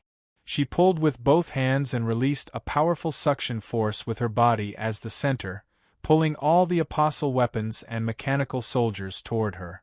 Caught off guard, the mechanical soldiers were squeezed into a pile. At this time, Han Zhao's senses suddenly moved, and he sensed the fluctuation of the void dimension. Without hesitation, Han Shao turned around and raised his arm. The whip kick wrapped in a powerful force field was blocked by his arm. It was Ames, who had jumped behind him. You actually dare to get close to me? Are you putting all your eggs in one basket? Han Zhao's eyes flashed, and he grabbed Ames' calf and pulled her toward himself. His other hand formed a fist and punched toward Ames' abdomen. Bang! In a hurry, Ames blocked the heavy blow with the force field on her abdomen. At the same time, she raised her palm, and the compressed force field turned into a sharp invisible blade, slashing toward Han Zhao's neck. However, her palm was only halfway through when Han Shao grabbed Ames's leg with one hand and her neck with the other. The thrusters on his back were operating at full power, and he grabbed her and slammed her into a meteorite. This meteorite was directly smashed into pieces, but Han Shao did not stop. He grabbed her and rushed into the meteorite cluster, crushing one meteorite after another with her body. The two of them turned into streams of light and circled around the planet, smashing countless meteorites. Han Shao only felt that Ames' protective force field was getting weaker and weaker, almost disappearing. Han Shao slowed down and slammed into another meteorite.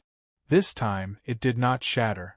Instead, he pressed Ames into the meteorite and made the two of them stop. The mechanical suit ejected a ring of oxygen and enveloped the two of them. Han Shao put away his helmet, revealed his head, and shook it. You're almost out of energy. You lost. At this time, Ames was frowning, enduring the pain. There were many scratches on her black dress, revealing her fair skin. Her slender neck was roughly held in Han Zhao's hand, and one of her legs was clamped by Han Zhao's arm. She could not break free even if she wanted to. Hearing this, Ames forced a smile. No. I still have the energy for one last attack. Han Shao narrowed his eyes and said calmly, Okay, let me see what else you have. Under his gaze, Ames slowly raised her arm, bent her finger and gently flicked Han Zhao's forehead. There was no force. Han Shao raised his eyebrows, and he was a little surprised. Ames retracted her hand and dispersed the force field that was almost disappearing. Her tense body relaxed, and she pursed her lips into a smile. Okay, I've used up my last bit of energy. You win. Han Shao let go of Ames's neck and touched his forehead helplessly. Naughty.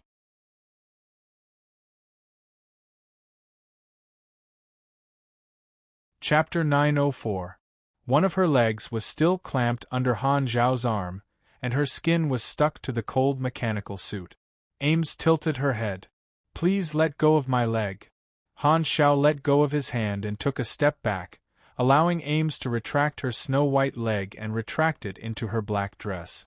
Looking at Ames's dress that was severely damaged in the battle, Han Shao raised his hand, and nanoparticles flowed, turning into a cloth material to patch up the hole in the black dress.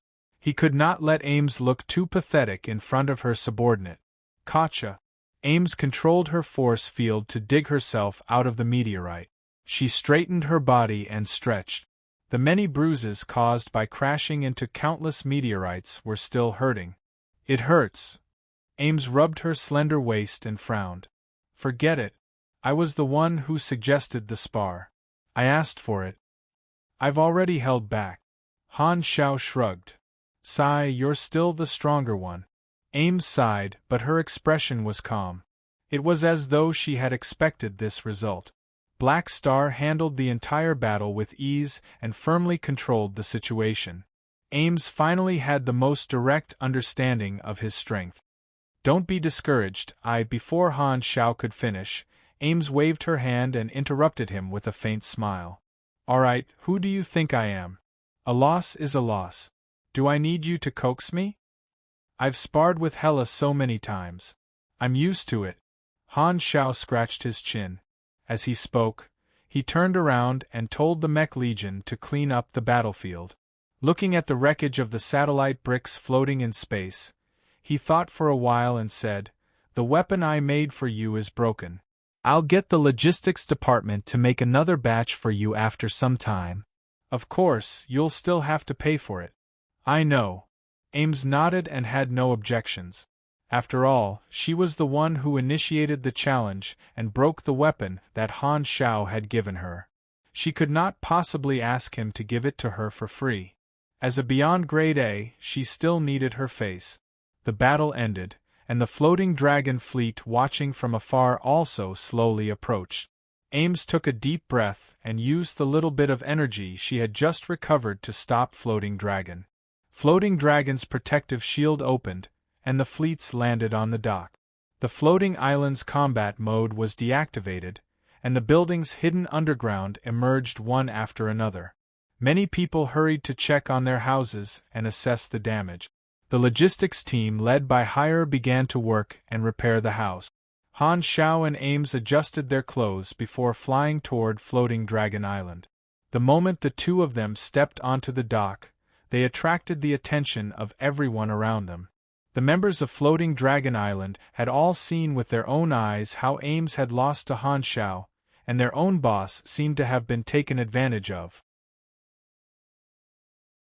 At this moment, they were filled with displeasure. Jenny could not help but walk up and glare at Han Xiao. She then carefully sized up Ames and asked worriedly, Are you okay? I'm not injured, just a little exhausted. Ames waved her hand, turned around and said, Black Star, let's talk in my palace. Then, she walked toward the main palace. Han Xiao put away his mechanical suit and followed. Walking into Floating Dragon Island's palace, Ames brought Han Xiao to the back garden and sat beside the stone table. She controlled her force field to pour 2 glasses of wine and place them on the table in front of the two of them. She picked up a glass and took a sip. Seeing that Han Xiao did not move at all, her red lips curled up into a smile. This is dragon bone wine brewed by Aesop using the bones of the void dragon race. I rarely serve it to others. To actually use fossils to brew wine, what kind of dark recipe is this? Han Xiao clicked his tongue, picked up the glass, and took a sip. He felt a line of fire flowing down his throat, giving him a taste that was no less than a mouthful of magma at a temperature of more than 1,000 degrees. Then, a strong aftertaste surged up, and he smacked his lips in appreciation. This time, Ames spoke with a sigh. Your current strength has already surpassed mine, and it only took you 20 years. I've wasted all this time. Compared to you, I've always been in the same place. It's not that serious. You're just lazy, Han Xiao joked. Furthermore, if you were to work hard, you wouldn't be you anymore. Am I a lazy person in your heart? Ames rolled her eyes. Is that not the case? Han Xiao laughed. Humph, but compared to you, I'm indeed not that ambitious. Ames shook her head helplessly and did not refute. The fact of her defeat made her attitude toward Han Xiao change slightly. Every beyond grade A knew how difficult it was to become stronger, and the rule between the strong was to respect the strong. Ames put down the glass, looked straight into Han Zhao's eyes and said softly, "To become so strong in just 20 years, you must have suffered a lot, right?" Han Zhao was stunned, feeling that this sentence was a little familiar. This sentence, seems like I've said it somewhere recently? Suppressing the strange feeling in his heart, Han Zhao coughed and said perfunctorily, "It's fine. It's all right. You've already gained a foothold in the universe. Do you have any plans for the future?" Ames played with the hair on her temples. "Continue to develop and accumulate strength." Hearing this, Ames paused and blinked. "You feel that your current strength is not enough? Before reaching the limit, strength will never be enough." Han Zhao shook his head. "Actually, there's something I don't understand." Ames sat with her legs crossed, one hand in front of her stomach, the other holding her chin. Her deep eyes were filled with doubt as she stared into Han Zhao's eyes and slowly said, "About 8 years ago, why did you stop? Why didn't you stop? At that time, you said that you didn't have the ability to stop, but you didn't tell me the reason. What are you afraid of? You're already a powerful beyond grade A with the dynasty behind you, standing at the peak of the universe. What is it that can still make you so afraid?" Hearing this, Han Zhao hesitated. What he was afraid of was naturally the final boss of the later stages, the World Tree civilization. 8 or 9 years ago, he was still a calamity grade, and their positions were not equal. Han Zhao did not tell Ames, but now that his identity was different, his words finally had weight. He thought for a while, made a decision, and slowly said, "I have some information. In the distant future, there will be a disaster that will sweep across the entire explored universe. At that time, no one will be able to stay out of it. There will be nowhere to run." Ames was a little surprised and frowned. If it's a disaster of this level, the 3 universal civilizations will naturally worry about it. What are you afraid of? When this calamity breaks out, even beyond grade as are no more than slightly larger ants. How can any egg remain intact when the nest is overturned? Ames subconsciously rubbed the wine glass with her fingers and softly muttered to herself, "Is that so? So that's how it is. You have such concerns. I thought your motivation came from your ambition that can never be satisfied." She did not doubt Han Zhao's information. Everyone had different information channels. Just with Han Zhao's position in the dynasty, he could know many secrets that she could not reach. Furthermore, Black Star had no reason to lie to her. The atmosphere fell silent. Ames lowered her head and twirled the wine glass with her fingers, as if she was thinking. Han Zhao did not continue speaking and focused on tasting the void dragonbone wine. After twirling the wine glass a few times quietly, Ames raised her head and said softly, "I can't be lazy anymore. It seems that I can't always be lazy. If that day really comes, I will fight alongside you. That would be for the best." Han Zhao smiled. In his previous life, due to the destruction of Floating Dragon Island, Ames' fate was unknown before the World Tree version. Now, Ames was left on Floating Dragon Island and did not go out to play. What happened to Ames in his previous life would not happen again. The impact of Han Zhao had changed Ames' fate. She should be able to survive until the World Tree appeared.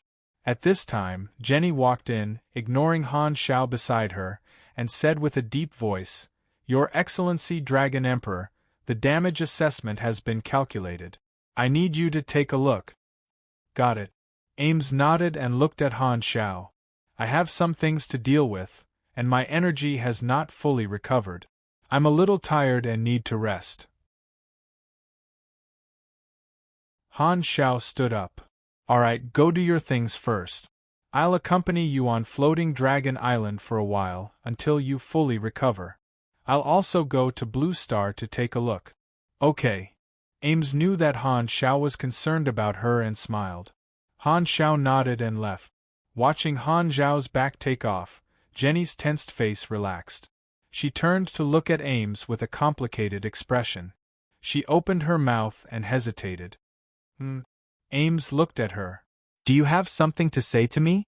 Jenny pursed her lips and seemed to have mustered up her courage. Her tone was probing as she asked tentatively, "Your Excellency Dragon Emperor, do you like Black Star?" Hearing this, Ames raised her brows. "Why do you care about this?" I'm very curious." Jenny clenched her teeth. "And I don't like Black Star." "I know that. You don't have to emphasize it." Ames smiled helplessly. Jenny shook her head with a serious expression. "Your Excellency Dragon Emperor, the reason why I hate Black Star is not what you think. We were originally a neutral organization that no one dared to mess with, and we didn't care about how comfortable our days were or how strong our organization was. However, ever since Black Star appeared, Floating Dragon Island was forced into many dangerous situations. In fact, you didn't have to get involved in those things at all. I've always thought that we should keep a distance from Black Star. He's not a simple person, or we'll face a huge crisis sooner or later." After hearing this, Ames stopped smiling and fell into deep thought. "So, you think that I'm forming an alliance with Black Star because I like him?" "I've also considered your attitude toward him. There's no way to ignore this possibility," Jenny said with a deep voice. Ames nodded and suddenly smiled. "You're right. I have a good impression of Black Star. What do you plan to do? Persuade me?" Jenny's mind shook, and she did not know what to do. "All right, I'll stop teasing you." Ames waved her hands and said helplessly, "I do have a good impression of Black Star, but who told you that this is liking him? I'm already so old. Do I look like someone who hides her feelings because of shyness?" As she spoke, Ames stood up, turned her back to Jenny, and looked up at the stars in the sky. "Black Star is the only person among the beyond grade as that I find pleasing to the eye. He defeated me and has the right to reproduce with me. However, I've never had the thought of letting another person enter my body and pass on his genes. My good impression of him comes partly from his help to Floating Dragon Island, and partly from my admiration for him. My relationship with him is indeed very close, and he's one of the few good friends and comrades that I can trust. However, when have you ever seen me in a relationship with him?" Jenny heaved a sigh of relief. She knew it. There was no basis for any feelings between Her Excellency Ames and Black Star. It seemed that she had misunderstood. However, Ames' next words made Jenny's heart skip a beat again. "However, there's still a long way to go. My thoughts might change. If one day in the future I develop an interest in reproducing." Ames thought of the scenes she had with Han Shao, shook her head, and smiled. "Black Star is the only candidate." Gotcha. The communicator in Jenny's hand was broken in half. On the other side, Han Shao retrieved all the mech legion and metal parts, told Philip to control his spaceship to stop at Floating Dragon Island's dock, and returned to the spaceship alone. After closing the hatch, Han Shao immediately opened the interface. Dragon Emperor Ames' mission was already displayed as completed. The tug-of-war between the two of them had already lasted for more than 20 minutes, and they had completed every level of the mission. The highest level reward was to draw one of Ames' abilities or talents. Bear with it, Han Shao let out a breath and calmed himself down. Fu Ding and Nero were not by his side, and he did not want to gamble with his bad mood. Suppressing the urge to chop off his hand, Han Shao looked at the other mission rewards. High EXP, 1 legendary point, and 1 Ames character summon card. P.S. Unknowingly, the super godly mechanic has been serialized for almost 2 years. Thank you, brothers, for your support.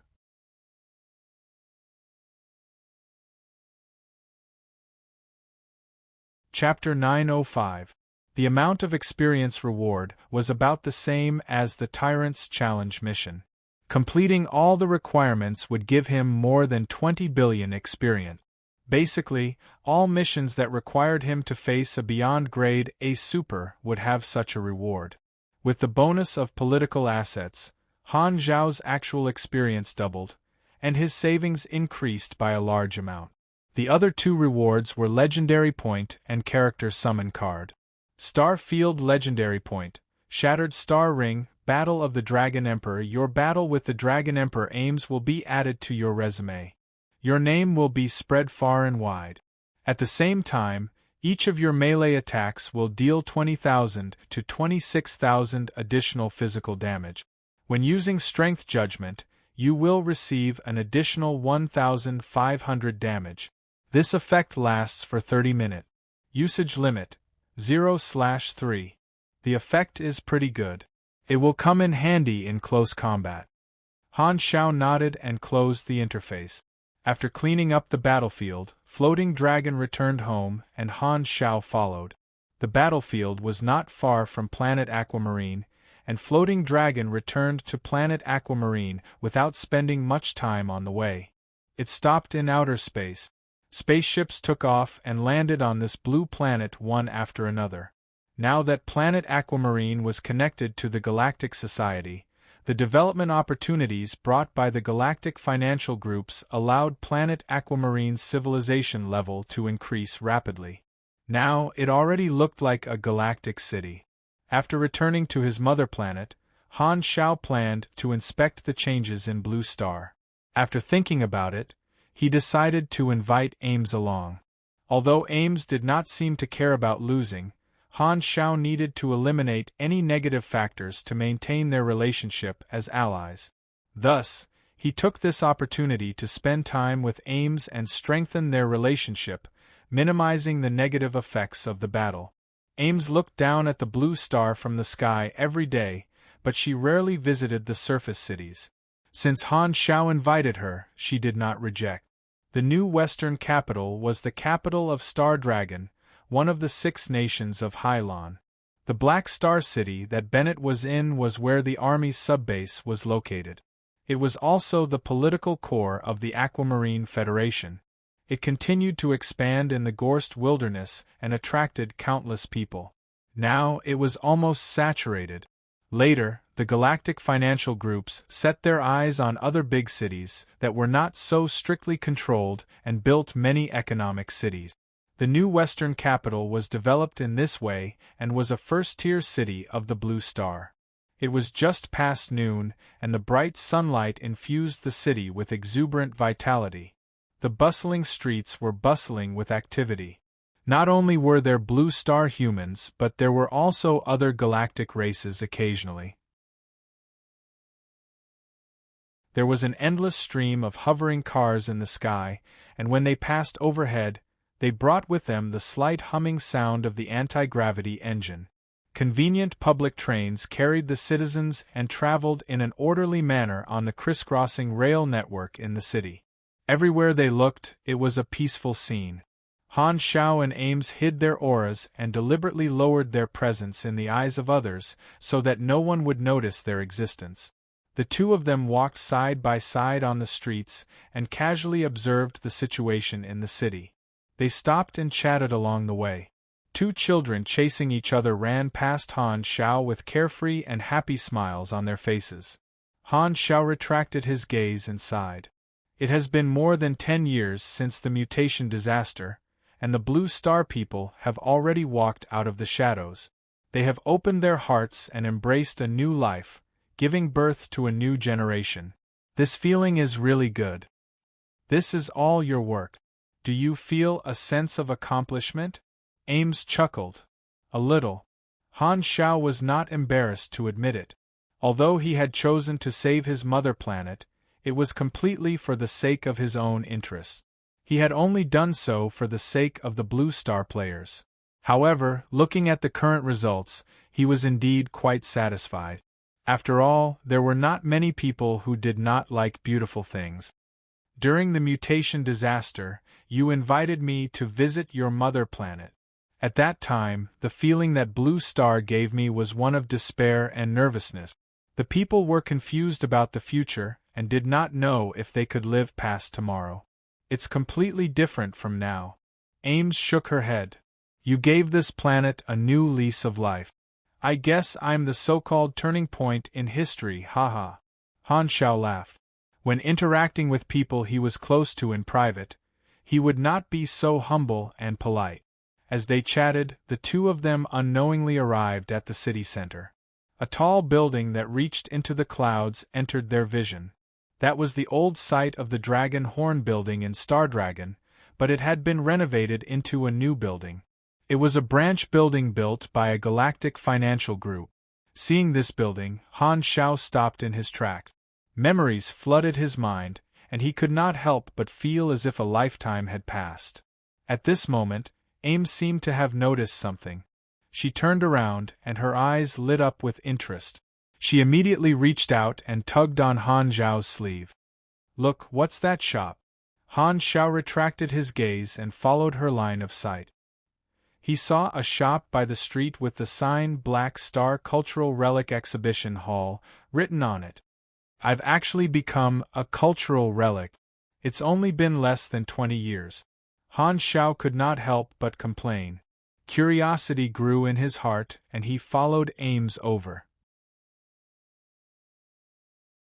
The automatic glass door opened, and the two of them walked into the exhibition hall. They saw that it was a small 3-story building with glass cabinets filled with all kinds of items. At this time, this small exhibition hall was deserted, and there was not a single person in sight. There was a counter at the entrance, and there was a sign with the price of the tickets written on it. A woman was sitting behind the counter. She seemed to be an employee, and her upper body was on the table.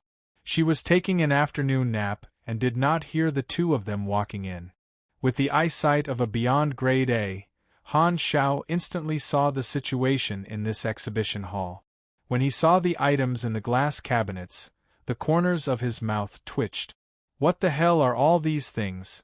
This exhibition hall displayed all kinds of random things, such as the chair Black Star sat on, the slippers Black Star wore, the bread Black Star took a bite of, and even the toilet bowl used by Black Star once.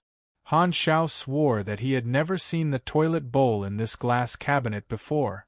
Ames blinked, pointed at one of the cabinets, and curiously asked, "Did you really like wearing diapers in the past? You're the one who wears diapers. Who hasn't worn diapers when they were still babies?" Ames shrugged. Their conversation alarmed the female employee lying on the counter. She raised her head, rubbed her sleepy eyes, and walked out from behind the counter. She walked in front of the two of them, yawned, and said, "This is a small business. We don't accept ANAs for payment. The entrance fee is 400 aquamarine credit. I will introduce the origin of each artifact to you. If you're interested, This woman suddenly saw the appearance of the two of them clearly. She had just finished yawning, and her mouth was still open. Her face was filled with shock. Han Xiao originally wanted to ask where these artifacts came from, but when he saw the appearance of this woman, he suddenly felt that she looked familiar. "Wait a minute, I think I know you." Before he finished speaking, this woman's face suddenly became excited. She suddenly opened her arms, as though she wanted to rush forward and hug them. However, just as she made this gesture, her face suddenly froze. As though she had thought of something, her hands hung in the air, and she did not hug them. The next moment she awkwardly put down her hands, and her expression became uneasy, as though she did not know where to place her hands. She probed, "Han, no, Your Excellency Black Star, do you still remember me?" Han Xiao frowned slightly and carefully observed the woman in front of him. There were slight wrinkles at the corners of her eyes. She seemed to be a little old, but she still had her charm. She should have been very beautiful when she was young. Her body was tall and curvaceous. However, under the vision of a Beyond Grade A, this kind of beauty was not attractive at all. Every promotion was a process of improving one's body composition. A Beyond Grade A would be able to see the smallest structure clearly. Most creatures were covered in dirt in the eyes of a Beyond Grade A, but in the eyes of a Beyond Grade A, only creatures of the same Beyond Grade A level were clean and would not be stained by dirt and dust. Han Xiao compared the faces in his memory and instantly found an image that matched. He raised his eyebrows and was a little surprised. You're Li Yalan? This woman in front of him was his partner when he was in the Star Dragon Special Agent Agency. Seeing that Han Shao had recognized her, Li Yalin became excited again and nodded like a chick pecking rice. It's me. You actually still remember me. It's more troublesome for me to forget things than to remember things, Han Shao explained. He then asked curiously, so, you're still alive? I thought you died in the mutation disaster. Since you survived, why didn't you go to the Black Star Corps base to find me? It wasn't easy for me to survive. After the 6 nations were destroyed by you, I lost my job and received a severance package. I didn't want to fight anymore, so I didn't look for you. Instead, I bought a house here and opened an exhibition hall. Li Yalan suddenly thought of the things in the exhibition hall and smiled awkwardly. About that, I got these things from the old market to pass them off as things that you've used before. I hope you don't mind. Don't worry, I won't hold it against you. Meeting an old friend, Han Xiaoxin's mood improved. Old friend? Ames suddenly asked after watching from the side for a while. Yes, an old friend from more than 20 years ago. Han Xiao nodded. Li Yalan's attention was all on Han Xiao and had neglected Ames in her shock. Only now did she recover from her shock and hurriedly bowed. Greetings, Your Excellency Dragon Emperor. I apologize for not noticing you earlier. Please forgive me. Ames smiled and nodded, indicating that it was fine. Sai, you and I are old friends. There's no need to be so restrained. Han Xiao waved his hands. How can I do that?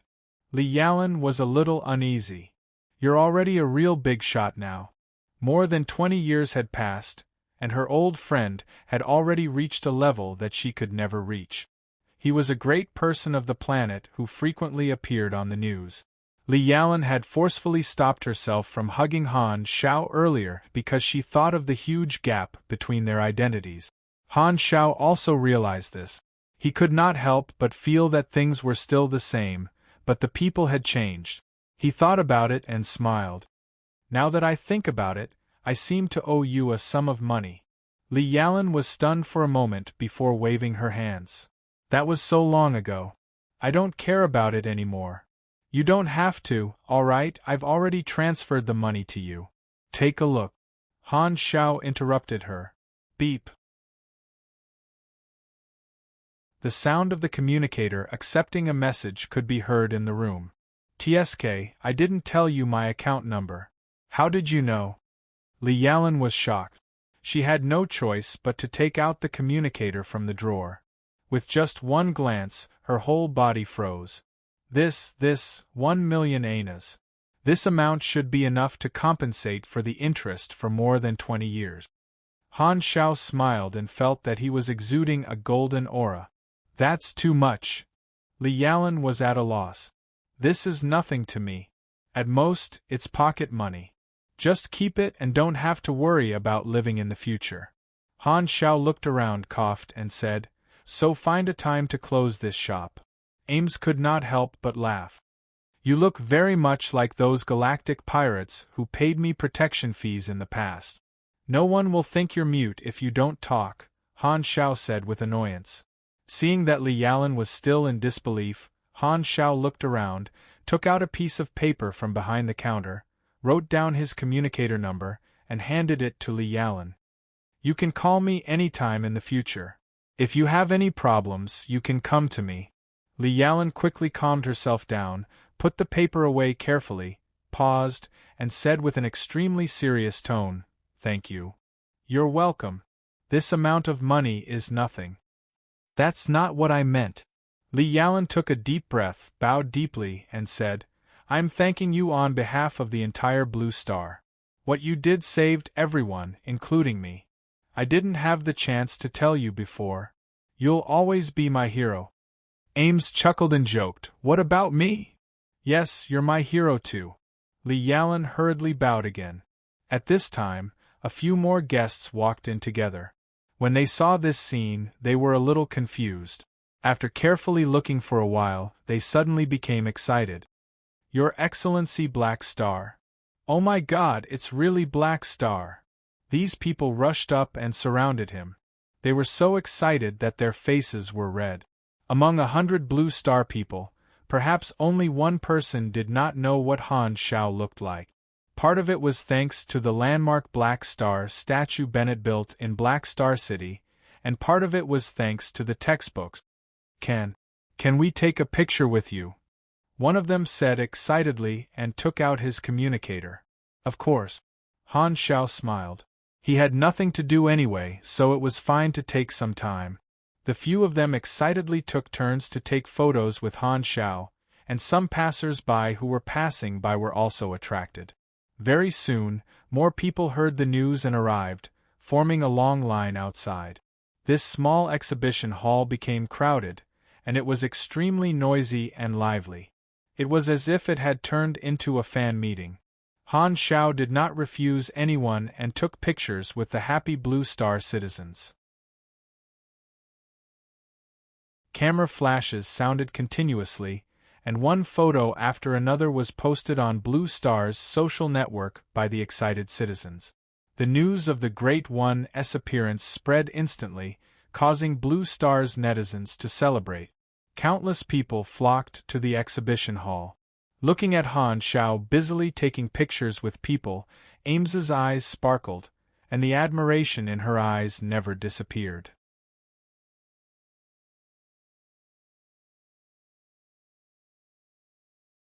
Chapter 906. Before leaving the exhibition hall, Han Shao took the initiative to give Li Yalan a hug. At that moment, there was no difference in status, only friendship. More than 20 years had passed, and the group of friends that he had first met had all gone through their own experiences. Everyone had their own lives to choose, and he would not forcefully interfere with the lives of others. Thus, after paying off the debt, he did not do anything to Li Yalan. After bidding farewell to Li Yalan, Han Shao and Ames spent more than 10 days touring the main cities of Blue Star. They were recognized by the citizens everywhere, and the last stop was Black Star City to visit Bennett. Ever since there were countless photos of him and Han Shao on social media, Bennett knew that Han Shao would definitely come to find him. He only waited and did not disturb the two of them. Now that Han Shao and Ames both had a close working relationship with Blue Star, Bennett paid full attention to the two of them. After talking about the formal topic, Bennett could not help but ask about Nero's situation. Han Shao told him about Nero's heavy learning load, and Bennett felt that Han Shao valued Nero. He was very happy and suggested that Han Shao increase his training. After finishing his inspection work in Blue Star, Han Shao went to Floating Dragon again. He originally planned to sneak into Old Man Aesop's wine cellar and take some Void Dragonbone wine back to enjoy with Haluz and the others. However, Aesop had foreseen this and moved the bed and toilet to the wine cellar, guarding it tightly. Han Shao could not snatch it by force, so he could only return to the army headquarters empty-handed. In Floating Dragon Island's palace, Ames watched the spaceship's hyperdrive stream disappear into the distance, exhaled, and muttered to herself, "I can't always be lazy, Tip. Ames is an Esper. Some of the abilities that can be extracted have been adjusted according to your profession. Randomizing. Randomizing complete. Please select one from the following 5 options as your reward. 1. Pure Bloodline Talent. Racial talents are enhanced to a certain extent, unable to be quantified due to different talents. Advanced Charm Aura Talent, plus 120% CHA3. Favored of the Stars, passive ability, randomly triggered. Receive the favor of the stars and gain Strong Luck status, plus 90% LUK for 15 days. 4. Potential Activation Ability, Release Potential, plus 10% to 15% ability, plus 200% critical rate. Maintaining this status will consume energy. 5. Heroic Wrist Talent. You have astonishing wrist strength, a strong body, and vigorous cell activity. As your character's total level increases, your STR, Yendi, and ability strength will increase. Level 1 to level 100, plus 30 STR, plus 15 Yendi, and plus 0.6% ability strength every 10 levels. Level 100, level 200, plus 45 STR, plus 25 Yendi, and plus 0.9% ability strength every 10 levels. Level 200 and above, plus 60 STR, plus 35 Yendi, and plus 1.2% ability strength every 10 levels. Oh, my luck is good. Han Zhao's eyes lit up. Fu Ding and Nero seemed to have brought him good luck. The 5 abilities he drew were all pretty good. Advanced Charm Aura's bonus was very impressive. Any talent with the word advanced would not be too bad. However, Han Zhao's requirement for charm was not high. Although they all relied on numbers, mechanics did not rely on charm like summoners did. Favored of the Stars was a very powerful ability with a very high bonus to luck. Unfortunately, just like the charm aura, his requirement for it was not high. Furthermore, 1 point of luck was not much different from having none. Potential activation was a practical skill that increased his damage output. However, compared to the other 2 abilities, it was not enough. The 2 abilities that Han Xiao liked the most were Pure Bloodline, which was a rare talent that increased the strength of one's talent. Heroic Wrist was a growth talent that was similar to grade talent. Although the bonus was far from being comparable to grade talents, it was still very rare and powerful. You have received the new talent, Heroic Wrist. Current total bonus, plus 1,230 STR, plus 680 Yendi, plus 24.6% ability strength. He was more optimistic about this growth talent. It was stable, powerful, and had potential.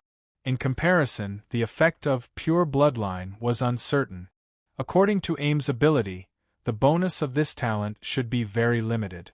Furthermore, with every race evolution, one's talent would be strengthened to a certain extent. He was not lacking in this aspect.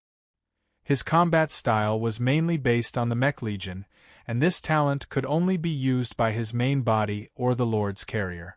The bonus of ability strength was applicable to the entire Mech Legion, increasing the overall damage output. Currently, he only had Transcendent and a Supreme Power, which directly increased the strength of his abilities. These 2 abilities greatly increased the destructive power of different grades, so Heroic Wrists, a non-grade ability that increased the strength of one's abilities, was extremely rare. Han Xiao looked at his attributes with satisfaction. He then closed the interface and turned around to consider his current situation. It's now the middle of the version, and the external environment is relatively peaceful. The 3 universal civilizations need time to settle their conflict. I've also established my position, so there shouldn't be any major issues in the short term. Therefore, until the end of the version, it should be an opportunity for me to develop steadily. Han Xiao pondered. In the past year or so, he had shown his edge and led the army's strength to soar rapidly. He needed a period of stability to slowly digest the various achievements he had made, such as the dynasty paying more attention to him, the deterrence, the profits from the evolutionary totem, and so on. The army needs to keep a low profile and digest the fruits of victory. While consolidating its strength and business, it also needs to wait for the next development opportunity. Han Xiao nodded in his mind. In his plan, the next development opportunity would be when the first development phase of the Flickering World ended. At that time, the dynasty would give him a territory that belonged to the army. At that time, he would be able to develop the machinery civilization and the Black Spirit race. At the same time, this would also be an opportunity to seize the advantage of version 4.0 with the opening of the version 4.0 world server. The players of the various star fields finally gathered together and started a true faction war. The nickname of the 4th calamity, the Cancer of the Universe, also started in this version. In the next version, it was inevitable that the players would cause trouble. Being the first to gain a territory in the world server would be of great benefit to him and the army players. At that time, as the largest player faction in the Shattered Star Ring, the Black Star Corps would not be able to avoid being involved in the faction war between the players. There were pros and cons, but there would definitely be a storm. The players of the Shattered Star Ring had already experienced many major events in version 3.0. At the beginning, there was the Secret War, the army commander breaking through to the Beyond Grade A realm, the alliance between the army and the dynasty, the exploration of the flickering world in the middle, the Battle of Planet Lighthouse, the fall of Esgod, and the Gyulul Civil War. Han Shao estimated that in the remaining time of version 3.0, there would most likely not be any major events in the Shattered Star Ring. He could use this time to rest and recuperate. Previously, he had been fighting Ethereal and Esgod, so he was also very tired. He could use this time to slowly accumulate experience from the players and expand his mech legion. It had not even been 2 years since he became a Beyond Grade A mechanic, and there was still a long way to go for his mech legion to reach the level of Manison. Not to mention Manison, even compared to other experienced Beyond Grade A mechanics, his mech legion was not that big. I'll keep a low profile and farm for a period of time. I won't cause any trouble for now. Han Xiaoxin made up his mind.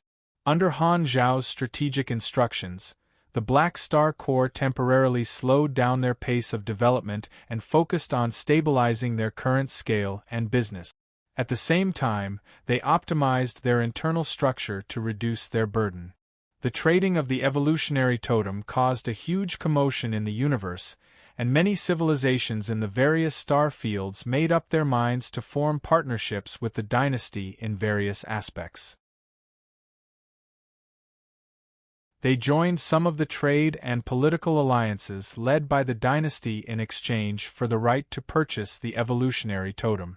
The Red Empire gained political influence, Han Shao gained a large number of civilization customers, and the army had abundant funds. It was a win-win situation. This kind of monopoly made countless galactic financial groups extremely jealous.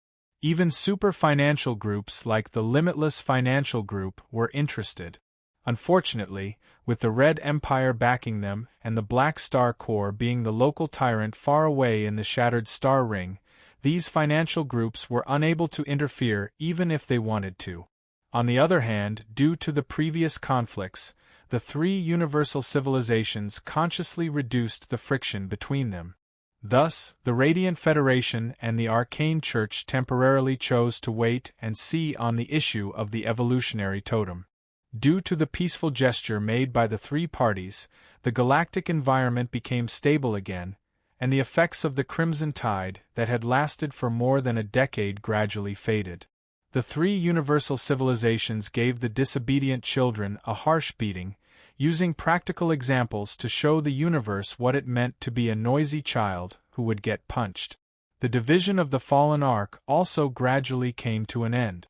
A portion of the criminals were captured by the 3 universal civilizations, a portion of them joined the criminal organizations of other star fields, and a portion of them set up their own organizations. The remaining criminals were gathered by some people and continued to operate under the name of the Fallen Arkansas. The new leader seemed to be the former deputy of Esgod, Hakazan. The new Fallen Ark's strength had shrunk greatly, and they entered a frozen state. They did not move in the eye of the storm and kept a low profile. The army players were mainly involved in 2 major events. One was the long-term exploration of the flickering world, and the other was the Gyulul Civil War, helping the Pioneer Party reclaim their lost lands step by step and destroying the Ancient Emperor Party and the Descender Party. The players' influence on the Civil War was constantly increasing, so they were never tired of it. In conclusion, the situation in the galaxy was occasionally frictions, but the overall situation was stable. Under the tacit agreement of the 3 universal civilizations to keep a low profile, a year and a half passed quietly. Version 3.0 had finally reached its end. In order to thank everyone for their support and love over the past 2 years, On May 19th, at 6 p.m., I will send a wave of red packets to everyone on my public account. Search for Chi Peijian Weibo. If you follow me, you will be able to participate in the event.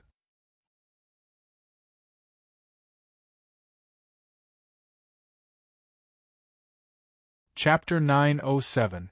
Godly Mechanic will be updated a little later today. Please wait for a moment. After the content is updated, please refresh the page to get the latest update.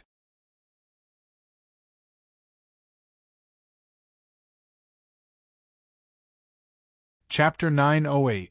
The metallic cabin walls were full of scratches and holes, and the exposed energy circuits were damaged. Sparks were constantly sputtering. The cabin of this ship had experienced a fierce battle. The flames were crackling, and the floor was full of the shattered corpses of the crew. A group of galactic warriors in full armor were checking the corpses with their blasters, and they would shoot any survivors they found. The dead crew were all rock elves, an ancient mammal-type race. They had rough yellowish-brown skin and an average height of 3 meters. Although they were made of flesh and blood, they were born as hard as rock. They were good at finding rare ores and metals, and they were one of the stronger galactic civilizations in the Sea of Star Spirit.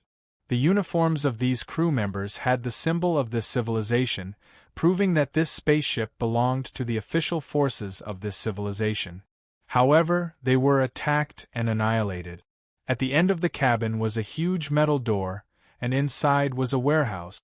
At this moment, a guy who looked like the leader of the attackers was standing in front of the tightly shut door of the warehouse.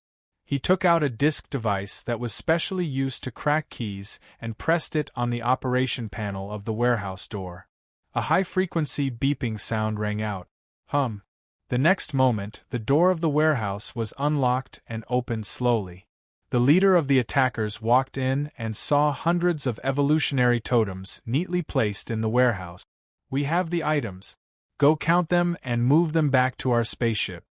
The leader of the attackers nodded with satisfaction and waved his hand, ordering his subordinates to do the job. The Rock Elves had purchased a batch of totems from the Black Star Corps, and the news was leaked. This group of attackers had set up an ambush in advance with the goal of snatching the evolutionary totems. Even the accompanying fleet was wiped out by this group of attackers. To be able to rob the official forces of a galactic civilization, they were clearly not small characters.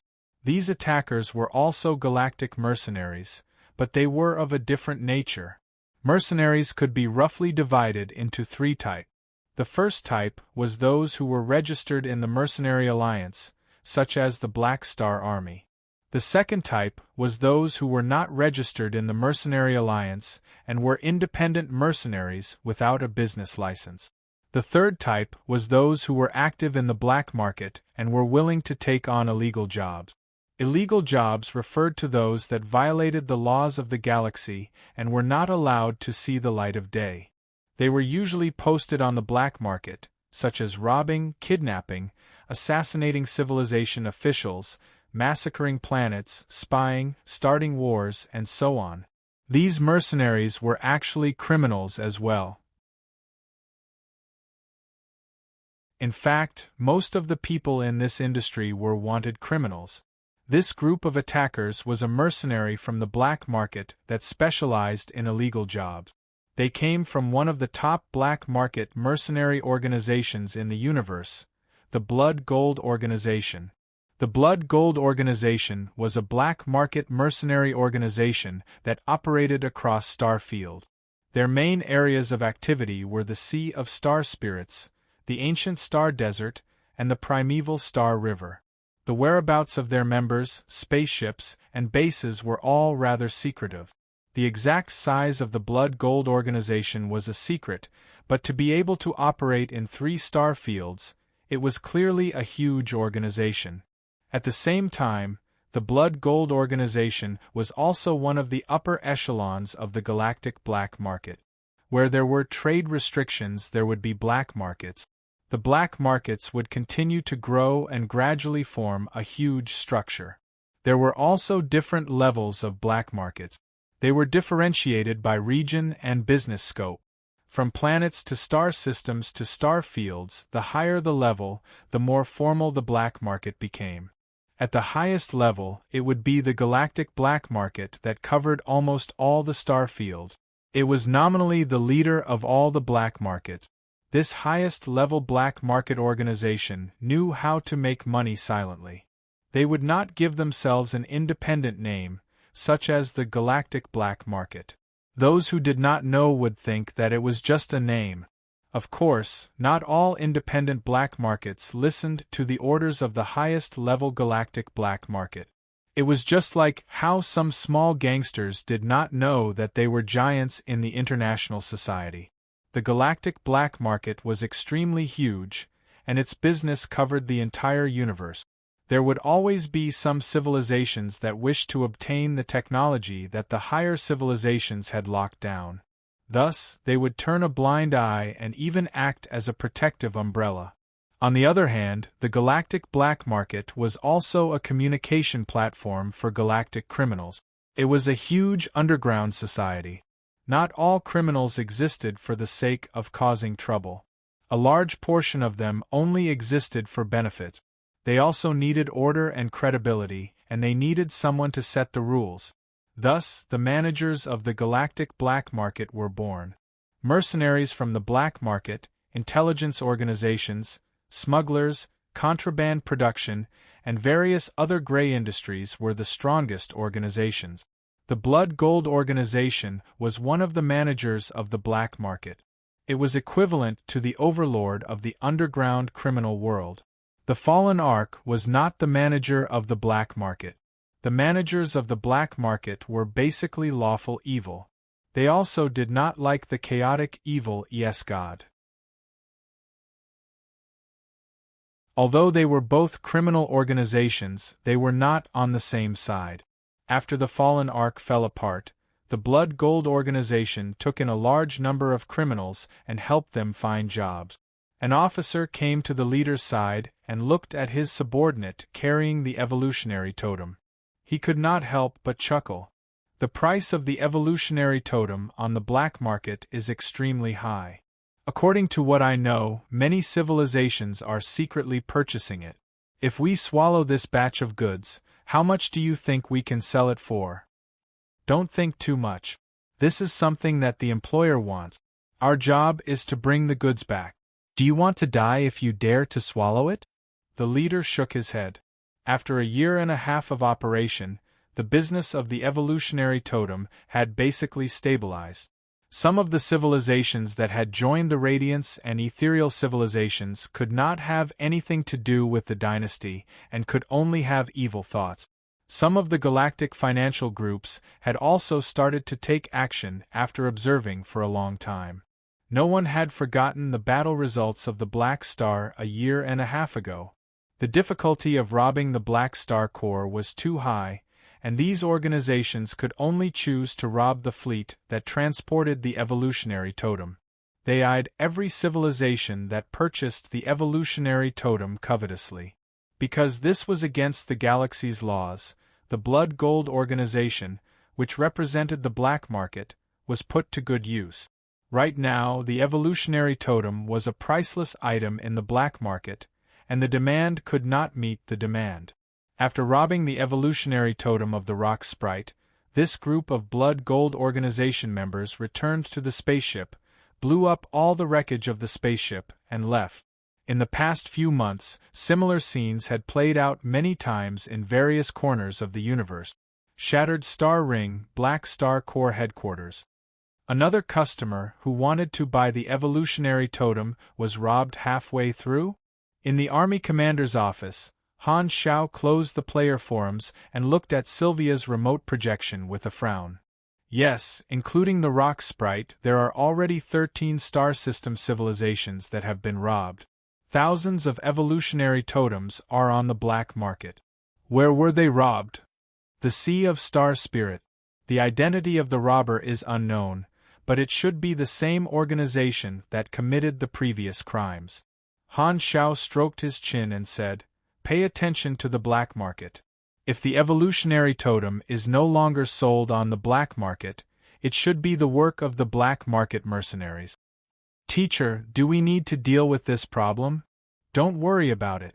I'm not in charge of the after-sales service. It has nothing to do with me if they can't protect the items themselves.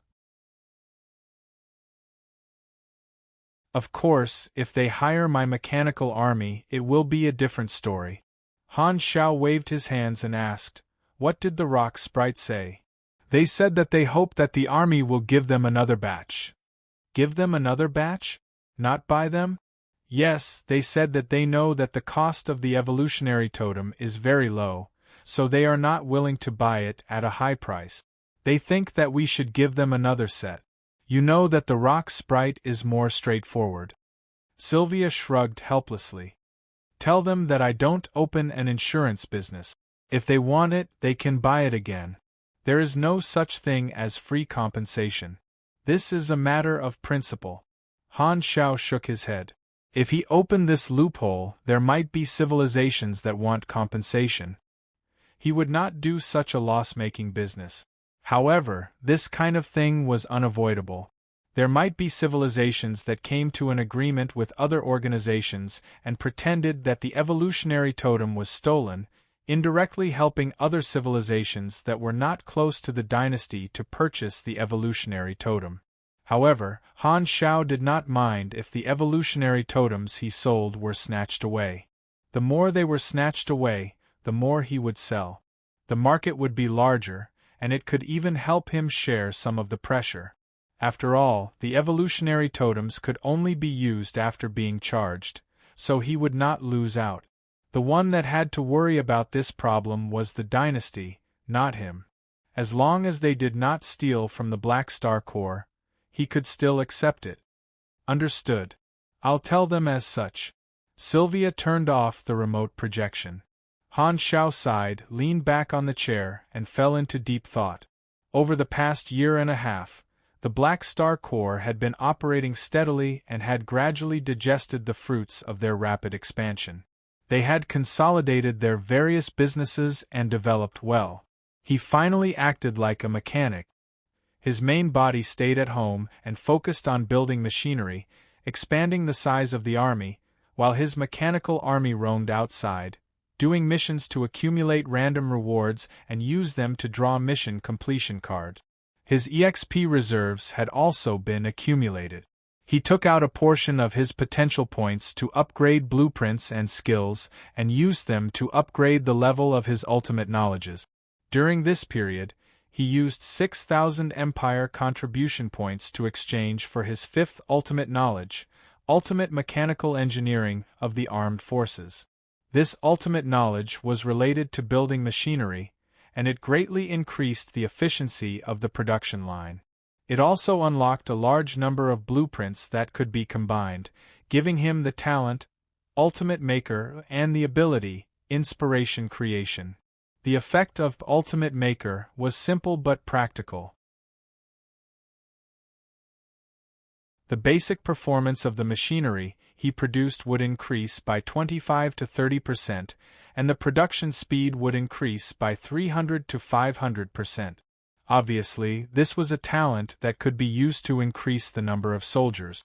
Inspiration Creation was an inactive ability, and the activation condition was Ultimate Mechanical Engineering, reaching the maximum level of LV5. Its effect was to combine unlimited blueprints and randomly combine one or more new blueprints. It could also be set at a higher level, such as the orientation of the combined blueprints, attack, defense, etc., the required functions, and so on. It was more stable than Inspiration Creation, so it could definitely be used. What this ability consumed was experience, an ocean of experience. To the players who could not change their blueprints, this ability was a godly ability. However, Han Shao could improve his blueprints, so this ability was not very useful. However, it was not useless and had an irreplaceable effect. Inspiration Creation had a small chance of combining blueprints of universal treasures. It was the only way for mechanics to create gold equipment. Now that Han Shao had 2 universal treasures, he did not mind having one more. However, it was not so easy to combine blueprints of universal treasures. This was not like gambling blueprints, there was no fixed combination. Even if the combination was the same, the synthesized blueprints would still be very random. In his previous life, there were players who happened to combine blueprints of universal treasures, but there were 2 problems. First, they only released information about the blueprints, but no one publicly announced the combination. Second, even if there were blueprints, no mechanic player in his previous life could really create a gold-grade machine. The prerequisite for the blueprints was too harsh. It was basically impossible for anyone below beyond grade A to create one, so the players naturally could not meet the requirement. Inspiration creation was temporarily thrown to the back of Han Zhao's mind. First, it required too many potential points to max out ultimate mechanical engineering.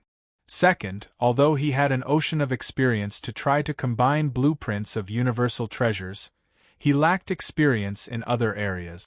He had to save a lot of experience for the version update, so he did not dare waste it. To him, as long as he did not get a universal treasure blueprint, the experience he invested in this ability would be a waste. In the past year and a half, the Gilul Civil War had been settled, and there were no surprises in the process. The Pioneer Party was about to reap the fruits of victory. However, the attention of the players was currently on the 3rd Pro League. Because of the sudden increase in the number of players, the popularity of this Pro League also increased. The divisions were the same as the 2nd Pro League. There were 9 divisions, and the schedule had been slightly adjusted. For example, the Secondary Pro League and the qualifiers had started half a year earlier. This allowed more time for the qualifiers to be held. This allowed more players to participate in the Pro League. At the same time, this allowed them to decide on the wildcard slots and the regular season roster before the official start of the Pro League. Han Shao had just watched a video of the qualifiers on the forums, admiring the playstyle of some of the players. During the official competition, other than the arena, team, individual, and team survival battles, there would be 3 new special battle formats. The first was the Capture the Flag competition. Multiple teams would participate in a chaotic battle. Every player could revive infinitely, and the final victory would be based on points. The second was the Team Dungeon competition. Multiple teams would enter the same dungeon and compete to complete the mission set by the organizers to obtain points. The third was the Dungeon Survival Battle. As the name suggested, it was a competition of how long both sides could survive in the dungeon. In his previous life, it was also known as the Piss Holding competition. This year's Pro League had a lot more variety of battle format. The goal of the organizers was to increase the competitiveness and fun of the competition. They added 2 dungeon battle formats to attract more PvE players. The pre-season matches for the teams to get used to each other had also been brought forward. After the secondary Pro League and the qualifiers, the Pro League would start with the regular season. Next would be the Division regular season, the International All-Star competition, the Division finals, the International regular season, and the International finals. The gap between the international competition and the Division finals was as short as the previous one. The rules of this Pro League were also many times more detailed than the previous 2 seasons. There was even a prohibited item list. As Han Technician expected, Black Star Corps Badge, Evolution, was at the top of the list. The Army players did not feel anything because everyone could use it. However, the clubs in the other star fields heaved a huge sigh of relief. This piece of equipment was too strong. If every player in the Shattered Star Ring had one, they might as well just admit defeat. However, Han Shao felt that this was not the only reason. It was probably because the mutated equipment was too bloody and ugly. It was easy to scare the flowers and plants, which was not in line with the organizers' original intention of attracting popularity. Ugly people had no rights. This was indeed the truth. This is from yesterday. There are more at night.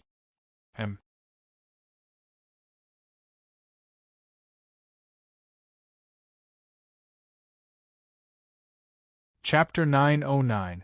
Black Star Core Badge. Evolution was a godly item for missions and dungeons. Other than this item, there were some items that were banned in the various star fields, not just the Black Star Core. The qualifiers are about to end, and the Pro League is about to start. Han Xiao rubbed his fingers, opened the forums again, and browsed through the information on the qualifiers. All players could sign up for the preliminaries. After 3 versions of operations and publicity, there were countless players participating in the 3rd version. In the end, there were 40 team slots and 64 individual slots in each division.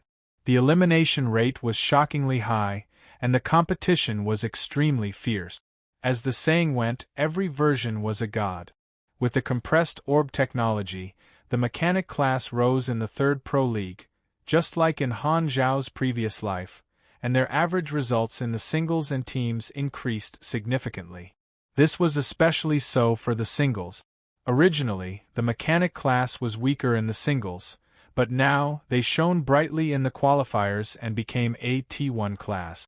The strength of the mechanic class was indeed strong, but its weakness was that it burned too much money. The players finally encountered this painful but happy problem. Looking at all the divisions, the strongest division for the mechanic class was the Shattered Star Ring division, and it had already become the specialty of this place. The Black Star Corps was indeed one of the best factions for the mechanic class players. Due to the rise of the mechanic class, there were many dark horses in the qualifiers this time. However, Maple Moon was not one of them. In Han Zhao's previous life, she had only participated for the first time in the 3rd Pro League and shocked the world. This time, she had participated in the previous Pro League and obtained 38th place in the singles. Her development path was completely different. Because she had a good relationship with Frenzied Sword, the Rivervale Club had extended an olive branch to her early on and signed her before the start of the qualifiers. Hence, Maple Moon was no longer an independent player but a member of the Rivervale team. Her identity was already a professional player. Be it her attributes, equipment, or personal skills, Maple Moon was a level higher than in Han Zhao's previous life. She firmly occupied one of the top 64 spots in the singles and obtained the qualification to advance. It was worth mentioning that the Russian and Australian clubs in the Shattered Star Ring had sent some of their core players to participate in the qualifiers to snipe the Chinese teams with potential. Their goal was to eliminate as many strong teams as possible. Sniping in the competition was not considered as using underhanded methods. This method of attacking the competitors was understandable, but after it was exposed, it still caused a lot of dissatisfaction among the Chinese players. Your pro players stayed in their own area to play, but you sent some *T-stirrers to our area to cause trouble? To think that it was a big-name overseas club, it was really a younger brother. The teams sent by the Russian and Australian teams were boycotted and targeted by the Chinese players. Because they weren't professional teams, they weren't too strong. These snipers were eliminated in the middle of the qualifiers.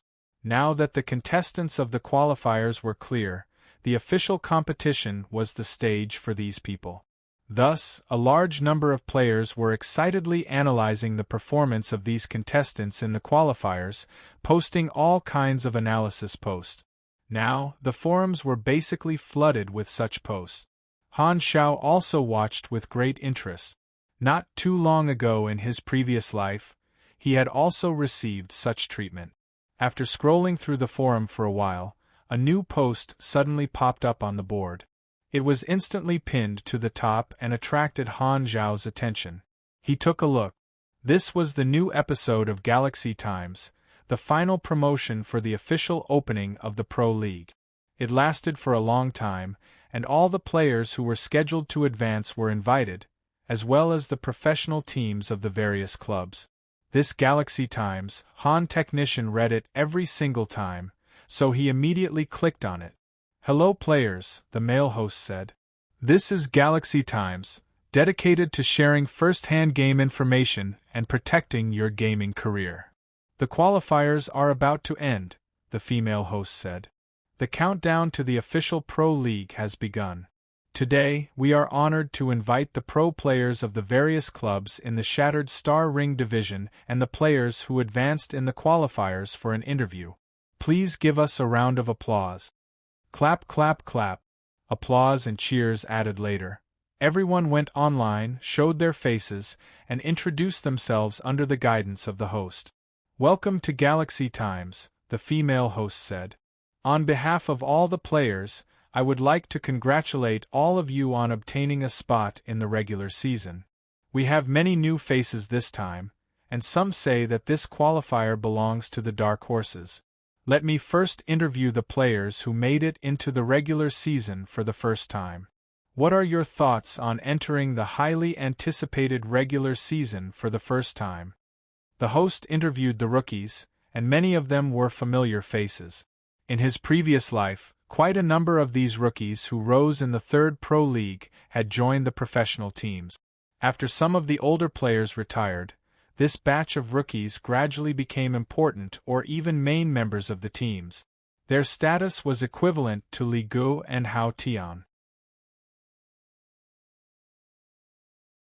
Looking at how young these rookies were now, Han Xiao felt that it was quite refreshing. After interviewing the rookies, it was the professional team's turn. The last team to be interviewed was the highlight, the 3 teams that made it into the top 8 in the previous Pro League: Long Sky, Dynasty, and Rivervale. Hao Tian, King Admiral, and Mad Blade, the 3 captains, you obtained excellent international rankings in the previous Pro League. Now that the third Pro League is about to begin, do you feel pressured? Mad Blade nodded. There will definitely be pressure. The better the results, the more eyes will be on us. Even the slightest mistake will be magnified infinitely. However, it's more motivation. We have a rookie with great potential like Maple Moon, and our team is also working very well together. We are very confident in this Pro League, and we hope to become stronger and achieve glory again. Alright, we also wish Rivervale a better result. What about Long Sky and Dynasty? You guys are the champion and runner-up of the previous Pro League, respectively. Do you have any goals in this Pro League? What do you hope to achieve? We only have one goal, Hao Tian said with a deep voice, and that is to defend the championship. Other than that, any other result will be a step back. King Admiral smiled. Unfortunately, our only goal is to win the championship. It seems like both captains are very confident and want to bring back the Pro League trophy for China, the female host said to ease the tension between the two. The host continued the interview, and the rest of the topics were about preparation. In the end, they emphasized the start time of the Pro League and concluded with a final wave of publicity. Han Xiao finished watching the show and glanced at the players' replies. Most of them were very optimistic. Licken to the end, we took 3 spots in the previous Pro League. If not for Dynasty fighting 2 rounds of internal battles, we might have even been the runner-up. Twin Lotus Flowers, what do you mean by a strong international team? A cart of bread, our chances of defending the championship are very high. The rise of the mechanic class in this version is due to the Black Star Core. The mechanic class in our division is the strongest, and this is our advantage. Our overall ranking will definitely be better. Since there were optimistic families, there were naturally those who disagreed. No matter how few people there were, their presence could not be hidden. Rewind. Can you stop bragging? You got arrogant just because you got lucky and won the Pro League. Hee, I don't think we will even make it to the Pro League this time. Father of Tutu, I really hate praising these pro players so highly. I don't know what's so great about them. Hanzo, you should be happy just because you won the championship. Still fantasizing about defending the championship. I'm speechless. Han Xiao glanced through these comments and could not help but give them a thumbs up. When it came to attracting hatred, these people were still the best. After a long period of publicity, the third season of the Pro League was unprecedentedly popular. As the day of the Pro League approached, the players on the forums became more and more active. A few days later, the opening ceremony arrived, and the excitement that the players had been accumulating for a long time finally exploded. The opening match of the Shattered Star Ring division was between Long Sky and Dynasty. The commentator invited the extremely popular Pork Bun. Before the match officially started, the number of viewers in the livestream had already skyrocketed. Han Xiao, who was holed up in the headquarters, also opened the forums to watch the opening match. You're tuning in to the Phoenix Knights YouTube channel. Don't forget to subscribe and join us on this journey to catch the most captivating stories.